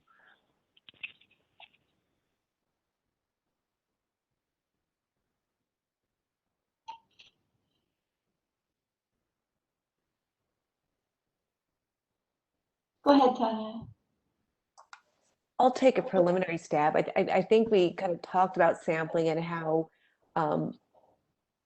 if we increase the size and didn't increase the sampling, even remotely, I'm not saying, even if it's not linear, I don't know how we're going to get a better representative sample. So that's a challenge right there. When we were discussing, how can you balance science and testing requirements, as I think it was Jeff pointed out, we know cannabinoid concentrations are variable. Pesticides could be variable, but things like heavy metal, I believe, we just started testing at our lab, but just from the sources that they tend to be a little more uniform throughout the plant. Again, don't quote me on that. So is there a testing protocol that can talk about, okay, you have to subsample and test this number of samples per lot for potency, microbial, things of that nature, but perhaps you can have a bigger lot size for other tests where the contaminants might be more uniform. That's what we kind of discussed. We didn't come to a huge conclusion, but that's something, planting the seed. Okay, thank you. Jeff, I think you had unmuted. Go ahead.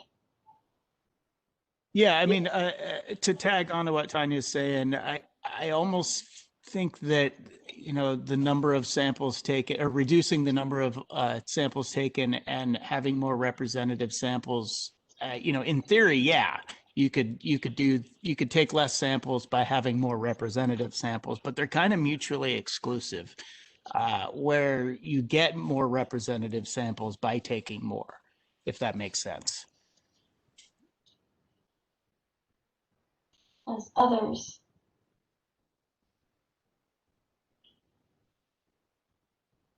Okay. Casey, let's move on to our next question. Okay. Next question, also from Crystal Oliver.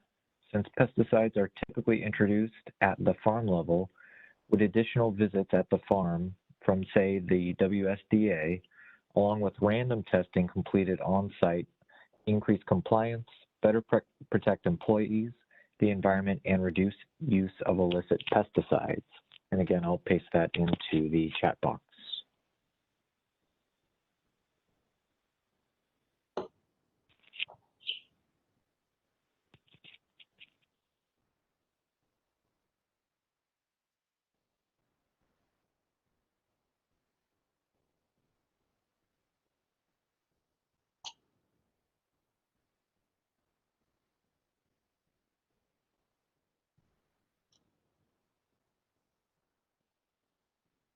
I guess I'll jump in and just say the short answer is potentially yes, depending on a number of variables. So that is not a yes/no question, is it? Go ahead, Jay. Yeah, I mean, I agree. I mean, this is a little bit out of, what our role is, or what I think our role is as labs. But I mean, I think any increase in like actual presence on at the actual farm or producer processor, as far as seeing what's going on at that particular facility and being there, has the potential to improve these, certainly, improve the appropriate use of pesticides, I guess, the safe use of pesticides, the correct pesticides. But yeah, I don't know if it's a silver bullet, and I feel it's a little bit out of my purview to go too much further. Go ahead, Tanya. Yeah, I was gonna say, we're kind of getting out of the realm of the lab scope, but I just kind of want to go, it potentially helps, but we have that whole discussion about if people want to use pesticides, they're going to find a way to do it. So kind of knowing that, it's the effort reward. Thanks. Go ahead, Jeff. So I'll go the other way on this, and I laugh at Amber's response because that's exactly what I was going to say, is potentially. That said, coupling it with pesticide testing of allowed pesticides, inspections from an entity like WSDA could potentially, I won't say eliminate, but decrease the use of non-compliant pesticides or illicit pesticides, if I'm reading this correctly. So, if a WSDA inspector or an LCB inspector, whoever, comes into a facility and sees a pesticide, a container of pesticide that isn't allowed, then yes, I could see that increasing the risk for using a pesticide that is not allowed.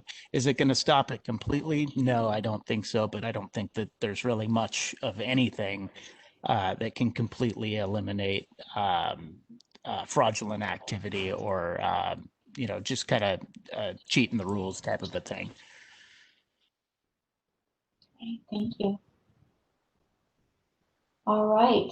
I think we are ready to move on to the next question, Casey. The next question is from Gregory Foster. Should lab accreditation include validation of a lab testing documentation and data entry processes in order to identify opportunities for fraud? Go ahead, Jeff. Again, that is it. Yeah, I think that's a pretty easy one from my perspective. Yes. And this is where my calls for labs using laboratory information management systems to track their data entry, to track their samples throughout the chain in the lab is important. And there's a lot of ad hoc LIMS systems being used right now that, with an official, very expensive, I might add, LIMS, anytime you make a change to a sample, say you change the dilution factor or you change the mass that the sample was weighed out as, there's an audit trail there. And, the specific analyst is listed as who made that change. Often it's, why did you make that change? And it removes ways for fraud to occur. Yes, I agree. Okay, thank you. Others? Yeah, I generally agree with that. And depending on how you read this question, it is already to some degree audited. but up to, you know, the standards aren't very well laid out necessarily. So as long as you have a procedure and you appear to be following that procedure, that's usually good enough to pass. And so, yes, I think that those accreditation standards in those areas could probably be improved. But I guess I work in a lab that already has individual logins for any sort of electronic changing. And so to some degree, we've already been audited on those like standards to make sure that there's paper trails. So I can't comment on how other internal labs are structured. Great, thanks, Amber. Mark, did you have feedback? Go ahead. I guess as I look at that question, that we validate our documentation and our data entry processes, but I guess, yes, we do that, but not necessarily to identify fraud of our customers. I'm not sure I understand the fraud piece. Can somebody help me out there? So wondering, should we reach out to Greg? Can we bring Greg in and unmute him, Casey? Yeah. Is my validation of our entry processes should be able to catch somebody who's given me something that isn't what it is? I guess I don't understand. Sure. My question is driven from the my understanding that with the recent shutdown of Praxis Laboratory, the fraud was internal to the lab, and as a result of the methods that they were using to track internally, like Mr. Doughty was speaking to. And so having better visibility into the methods that the lab is using for its internal traceability is where I'm going with that particular question. Okay, I see what you're saying. Should QA be able to see whether there's some fraud in the in somebody in the facility doing it? Okay.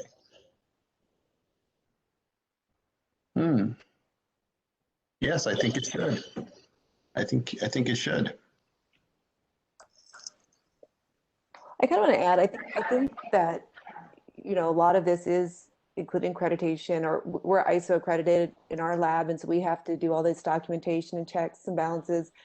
But having all those processes only work as well as people follow them.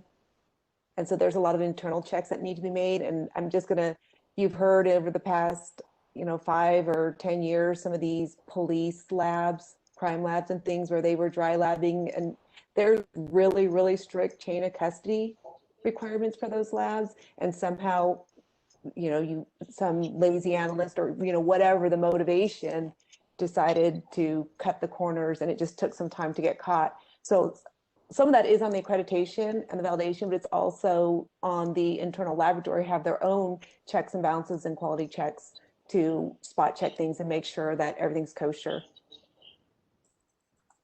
Thank you, Tanya.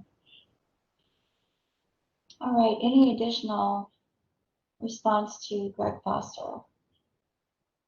No, I mean, I would just agree too that, you know, that there should be, you know, some sort of follow-up, you know, some oversight on that level on the data that we have. But I mean, there is a lot of paper trail for all the data points. You know, I don't really see how you can run a lab without having them. There's, you know, everything has initials on it, every chromatogram, and when you change it, it's dated. And so, I mean, it's there. I know that when we are audited by RJ Lee, that has certainly been examined at our lab every time they've been there. Could it be more rigorous? Potentially. You know, on the you know, the data entry side, I mean, I'm not, I could read that a couple of different ways as well. And, you know, there certainly can be, you know, mistakes made in that final phase where somebody transfers the data from an instrument, you know, into Leaf. But, and, you know, there should be some some auditing of that as well. You know, I don't think that's necessarily like intentional fraud, you know, as opposed to a mistake or something like that, but you still need to catch those errors. But as far as I can see, you know, most steps in these labs are pretty well documented.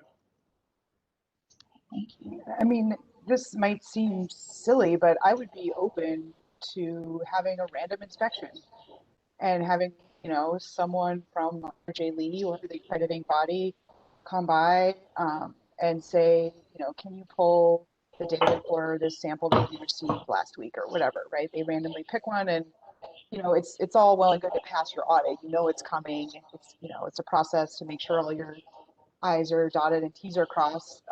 But having a random stop by to make sure that we are actually following those at a random time of the year, I think could be potentially quite powerful in, you know, making sure that all of the policies we have in place and all of the papers that we need to file are actually getting done on any random day and not just audit week.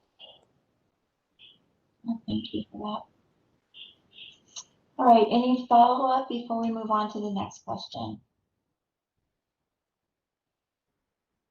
All right, thank you for that, panel.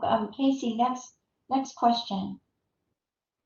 Okay, so this is another question from Juan Logahinta. My question for WLCB or testing labs, everyone does not have the same method because each lab has their own testing method. If I test my product at 5 different labs, I will get 5 different results. A plus or minus 3% is not a big deal, but I can get results all over the place. How can testing labs and the WSLCB standardize this? I am talking strictly potency. And again, I'll copy and paste that to the chat box for folks. So thanks for that question, Juan. We're going to let our panelists answer that question since today is their opportunity to speak to questions that the community might have. So Amber. I'll just be really brief and say I hope that the task force is working on that actively currently. And so, you know, as soon as we're able to finish all of that work up and get the legislature to sign on to the general recommendations that the task force has, I think that that will go hopefully a long way to improving trust and reproducibility. Thank you, Amber. Others? Go ahead, Jeff. If I can find the unmute button there. I'll second what Amber's saying and go a little further in that we're actually talking right now about specific methods that labs will be required to use for potency testing. Does that solve the problem? I don't know. You know, there is that variation between different samples within the plant or within the lot. So making sure that the sample that we're receiving is representative of the lot is important, but there is, of course, going to be that pretty large standard deviation for test results. So, I mean, with homogenization, that should go down. Yeah, that's kind of the bane of our existence right now is the variation between the labs. Oh, thanks, Jeff. Go ahead, Tanya. I'll just run there too. I think there's a lot of cannabinoids, and it seems like every other week we're talking about a new one, and just the nature of how it's done. So there could be a thing where one lab has a method, and as we said, the task force is looking at this. I think there's only, was it 5 or 6 required cannabinoids? And so if you're unknowingly adding to the amount of that cannabinoid by not separating out other ones, you know, for no nefarious reason, then you just didn't know it was there. That could cause some inflation from some lab that maybe has that completely separated out in their analysis, and it could very well be the case you don't know what you don't know.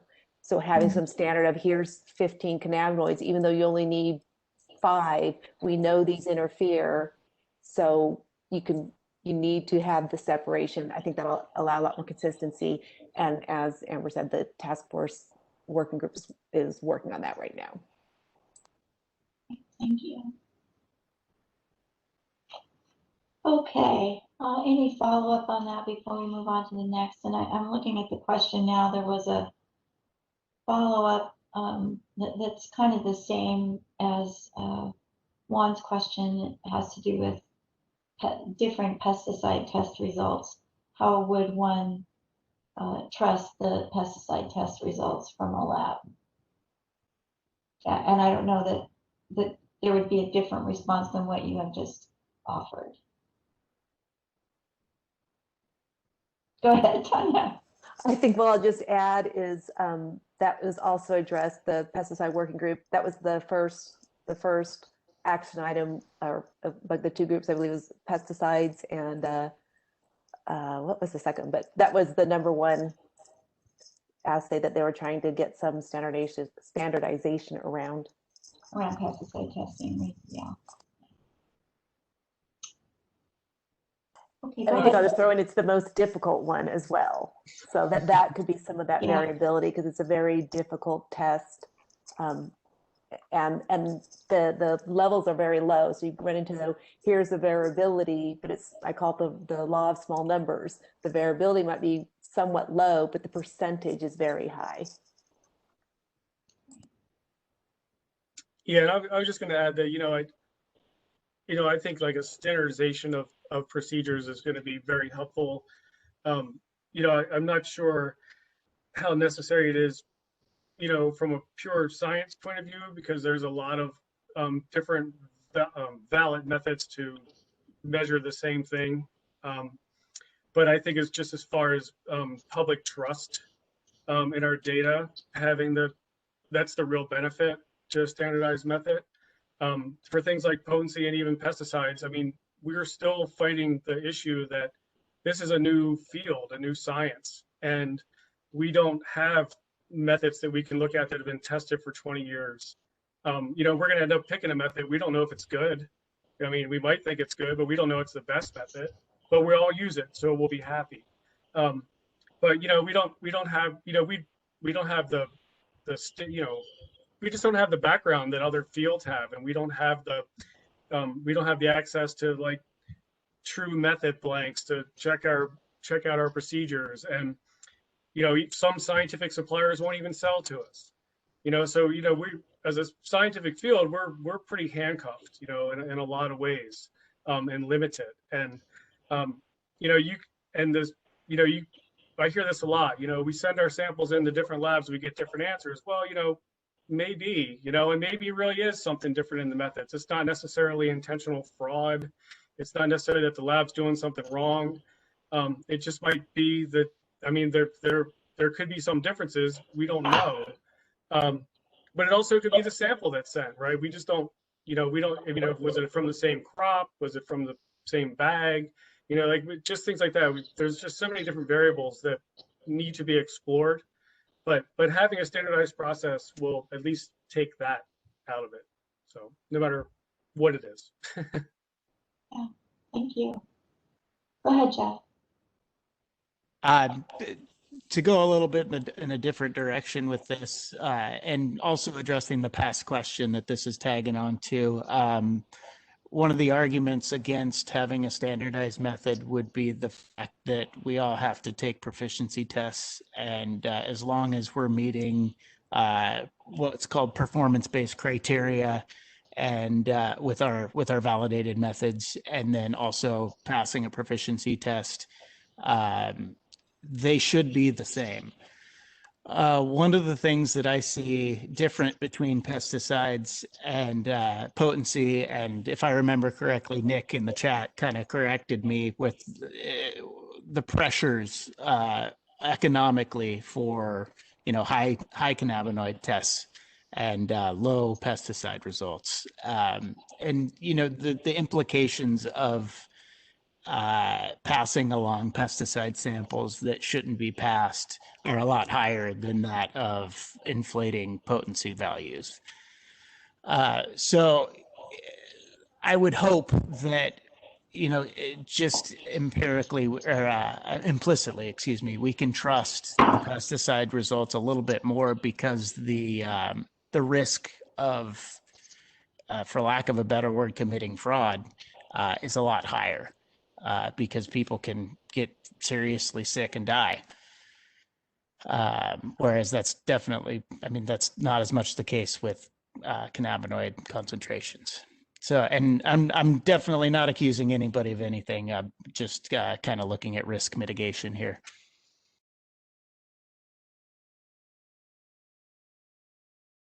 I don't know if this is like getting too far off topic, but one of the things that I've noticed is really lacking in cannabis industry in general is clients auditing their lab as a vendor. I've literally never once had a cannabis company come to me with a list of requirements for the testing lab. What sort of things do you know, how do you, where are your SOPs? Can I look at them? Can you give me the results of your previous audit? You know, like, so there's some really basic questions, and this is really common in other industries. And, you know, I don't want to put the burden on the producer processors to understand which lab has the best science. It's complicated, but you know, there are experts that you can hire for a very brief period of time to assist you you know, answer some of these questions. And I did have one client call me once, and it had a document of lab audit questions, and I immediately called her and said, "This is so great. I'm so excited. You're the first person who's ever done this." They were an herbal extracts company that is not cannabis. And so this could be, I'm just like doing some encouraging to the industry as a whole. Like, we are a vendor of yours as a producer processor. We are a vendor. And you should absolutely have standards that all of your vendors meet. And if you don't know how to make those standards, ask for some help. This is irrespective of having oversight. I'm not saying that's a replacement for oversight, but if people are curious about trying to understand the differences between labs, I'm hoping that by asking some, you know, science-based questions of the labs, you can be able to sift out which ones you'd rather work with and which ones you wouldn't.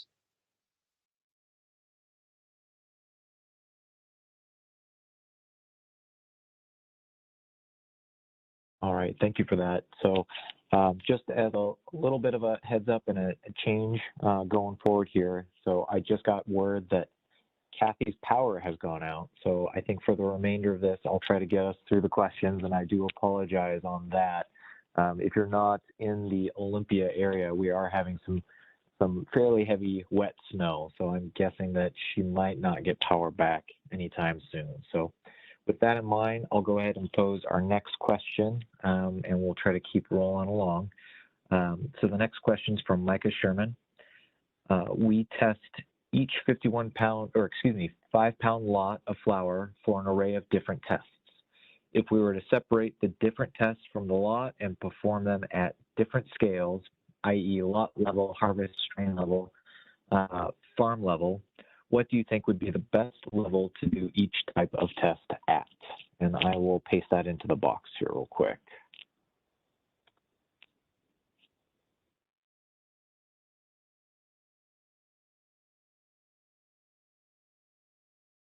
Yeah, go ahead, Jeff.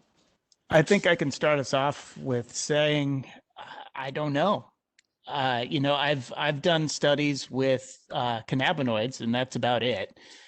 I would suggest that, you know, we're about at our maximum for cannabinoids, and going any higher, again, we're just going to increase the variation that we see between test results by going any larger. But in terms of pesticides, heavy metals, anything else, solvents, microbes, I'd really like to see data before I make any kind of conclusive recommendations, in particular because this affects you farmers so much. You know, it impacts your bottom line. It impacts what you're paying. So I would challenge others in the industry. Let's collaborate. Let's write some papers on this stuff because it's super important. You know, as I mentioned prior, the Cannabis Commission could potentially, if it comes into fruition, could take something along these lines on and provide us with some real data that we could then base regulations off of. But until then, I don't know.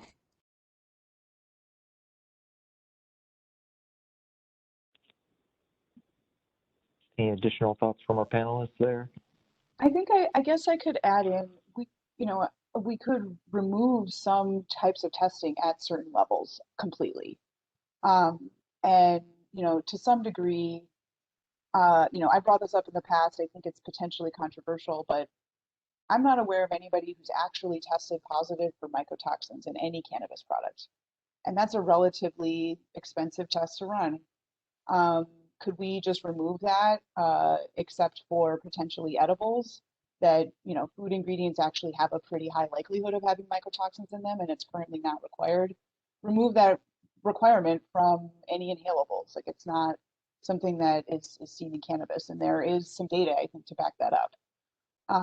And so I think rather than thinking about requiring every single test at every single point, what tests are required at different points?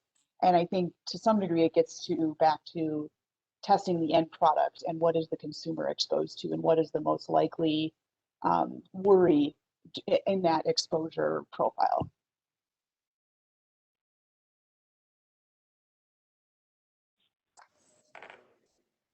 Yeah, and I'll kind of add to that. I think end product is probably the most important to run, the full battery tests that are applicable to that product type.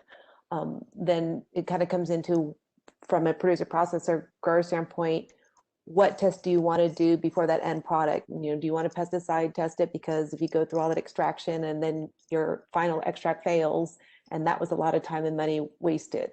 But at the end of the day, to some extent, you can argue that the end product is what anyone ever truly cares about.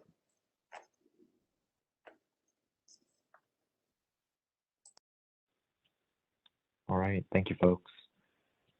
So unless there's anything additional, I'll move on to our next question. And I think we'll just about get to the majority of our questions before we get to our wrap up at 4:20 here. So the next question from Crystal Oliver. Which pesticides were associated with the most detections failures in the OK program? And Crystal, real quickly, are you referring to that OK program? Do you want to elaborate on that? You're unmuted, Crystal. Panelist made a comment about that being a good model, so I was just curious about that, those details with that program.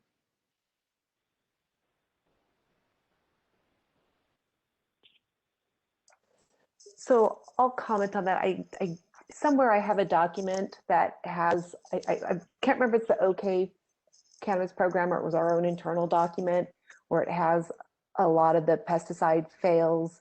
And I think Nick, our CEO, put in there the 10 most common pesticide fails. He stuck that in the chat. I'm not 100% sure if that was from, I think that was from our laboratory data over the last year and not the OK program. I believe that's where that list actually came from.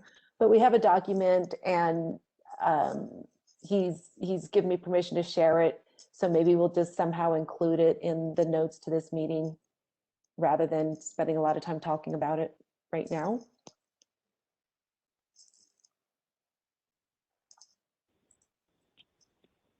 Okay, thank you for that.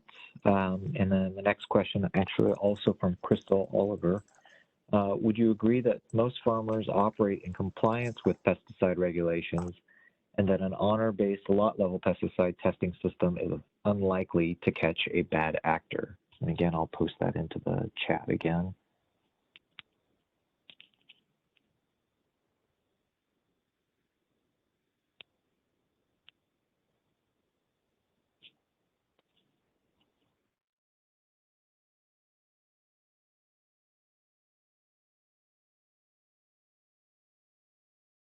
Yeah, I mean, I guess I would say in general, most growers I talk to are trying to follow the rules and do the right thing.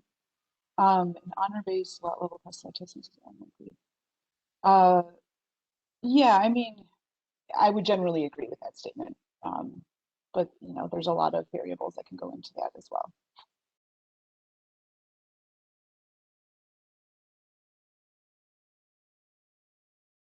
Other responses? Nope. Fair enough. So I'll keep rolling right along. Next question from Robert Steiner.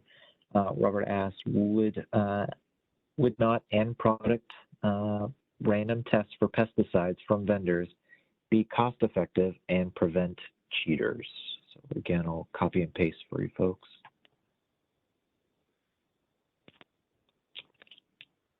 Yeah, I mean, I'll just start off. Yes, I think, end product testing is critical. And because that's like it's been said before, that's what is ending up in people's bodies is is the end product. And that's where, if someone is going to try to avoid, a failed pesticide test through whatever means, you're still going to find it there, right? So, whether it's accidental or intentional, it doesn't matter. That's the end product is where you're most likely to find it. So I think no matter what the system is, no matter what we end up having a rule for pesticide testing, that there needs to be an end product random sampling component. And to clarify, it's like packaged, finished, delivered product, not just how we think it's going to be the end product before it's actually put into a package. Exactly. Go ahead, Jeff. Just to tag along to that, I generally agree. The only issue that I potentially see with, packaged on the store or on the shelf of the store type of test, similar to the OK program, if that was like the official way we were testing pesticides, would be the implications of a failure would require something along the lines of a recall. And that could get pretty messy in terms of, LCB's oversight with that, and, implementing recalls would be tough. Yeah, that's a good point. Once it's in the store, it's out. Some's already going to be sold. And that's why I suggested before about actually grabbing packaged product from the producer processor before it goes out as well. Should be a part of it to prevent that. That's a good point. I think I kind of want to add to that. I think, end product testing should be done, and, I think it should be preventative rather than reactive, right? So I think having some end product testing before it ever hits the shelf, so you don't have to go through the big recall. And then to your point that it is very expensive to get to that end product and have it fail. And that's where I think the producer processor makes the decision, how many intermediate steps and what steps are they going to take to mitigate that risk that their end product will fail. That's just my personal opinion.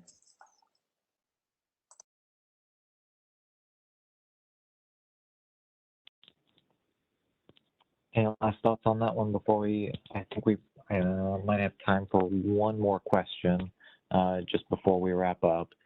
And I think Kathy is attempting to get back on. I think she would like to have it closed. So to everyone online, I do apologize that we're having that issue. So with that, let me see. So I think I had one additional question here. It looks like there's a couple of questions coming in the chat, but I did have a question from Kevin Oliver. Kevin, the first question I had from you, there was a lot to it, so I'm going to kind of skip to the last bit, I think the actual question here. Kevin asked, would you support the state of Washington setting a scientific precedent by testing products in regards to the actual dangers of inhaling incinerated or vaporized marijuana products? So again, I'll paste that into the box here.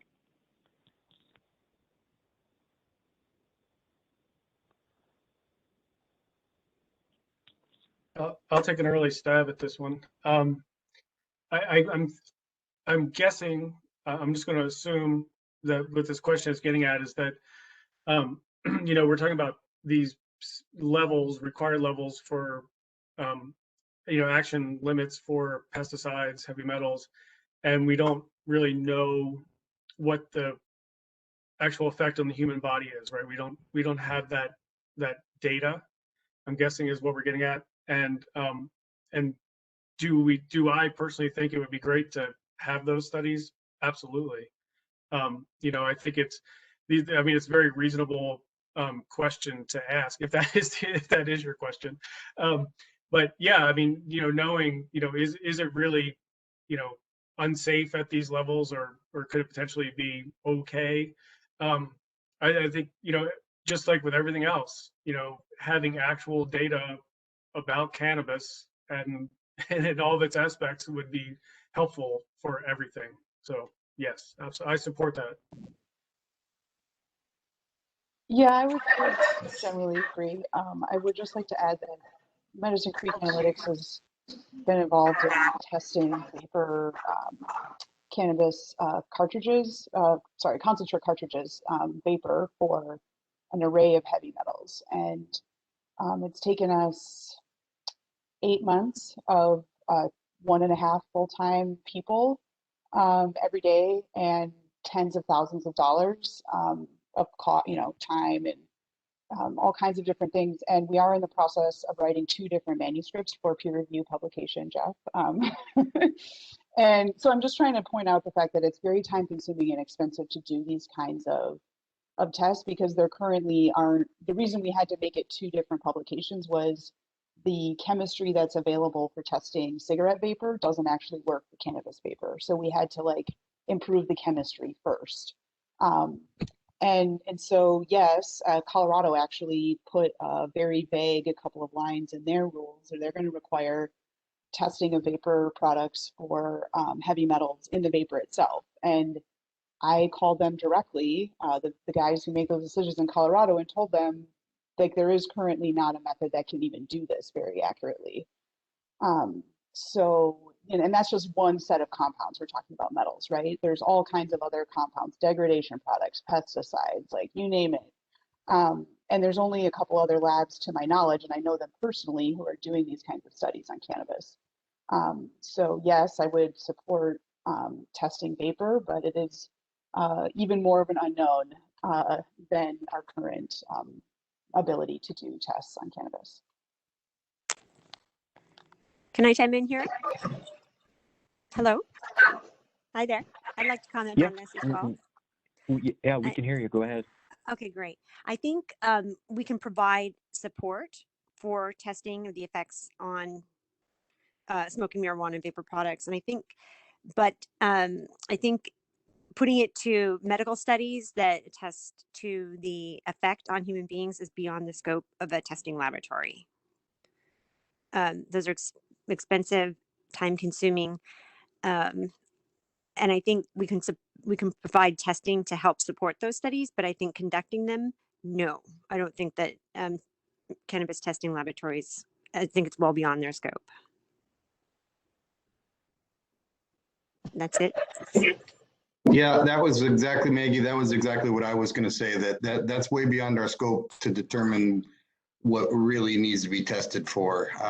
We're not toxicologists, so.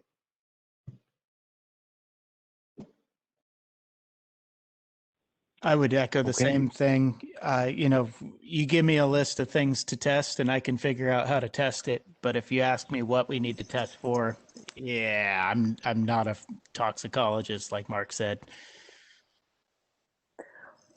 Well, and I think I want to add, even if we kind of have the scope, it's not like you're going to get contaminated material and have someone smoke it and find out what effect it has, right? It's not going to, even if we were equipped. I actually have spent a lot of time in toxicology, and I even knew someone at NIDA, NIH, who did human studies, and a lot of it on cannabis, and even got to where they couldn't use smoking delivery, even though that's why a lot of people consumed it, because of the potential harmful effects of the smoke. And so they had to go to oral sprays and Sativex and things of that nature. So it's, even if we were equipped to do it, how feasible it's really going to be when you're trying to purposely introduce, contamination products into a human that could be potentially harmful.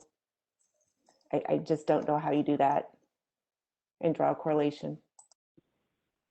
Yeah, I know we're getting near the end of time, but yeah, absolutely. I mean, human studies are always complicated and hard and messy. And just anytime you burn, heat, any organic product, you create carcinogens, right? That's a fact, right? When you make your dinner, so there's a lot of confounding factors in a study like that. But I still think, it's worthwhile somebody pursuing it, not us. It's definitely beyond the labs. Fair enough. Thank you very much, folks. I got one more with that, quick addition to sure, that. Sorry, I didn't mean to interrupt you there. This is No worries. mostly for Amber. Portland State Department of Chemistry is currently doing some studies on vapor phase. I think I just Googled I know it real quick. those It's guys well. Robert Yeah. Strongen. Yeah. I know the guy myself. So yeah, I just wanted to let you know about that. Yeah, those were the guys I was referring to. Fair enough. Well, I think with that, we're at our close here. On Kathy's behalf and on behalf of the Washington State Liquor and Cannabis Board, I'd really like to just extend my thanks to our panelists today. In Kathy's words, just want to thank you for the gift of your time and your contributions to this dialogue today. It's incredibly useful to Kathy and I and the LCB in our work on this rulemaking and where we're going with that. I want to follow up that we're attempting to get this session along with all the other sessions, so all 3 sessions posted to our website. I will say that we are having some challenges with that, but we will do our best to get those posted for future review. And with that, I will say that just want to extend my own thanks to everyone who participated and were here in attendance today. Appreciate all of your great questions and really appreciate everyone participating and being really open and honest and having understanding and what our goal was today. So thank you to everyone. And if you have questions, concerns on this, by all means, please do feel free to reach out to us at rules@LCB. And I'm typing that into the chat box. So if you would like to get in touch with us, please do so. But otherwise, I just want to wish everyone a safe afternoon. And again, on behalf of Kathy, thank you so much for your participation today. So thank you, folks. Thank you. Have a great day.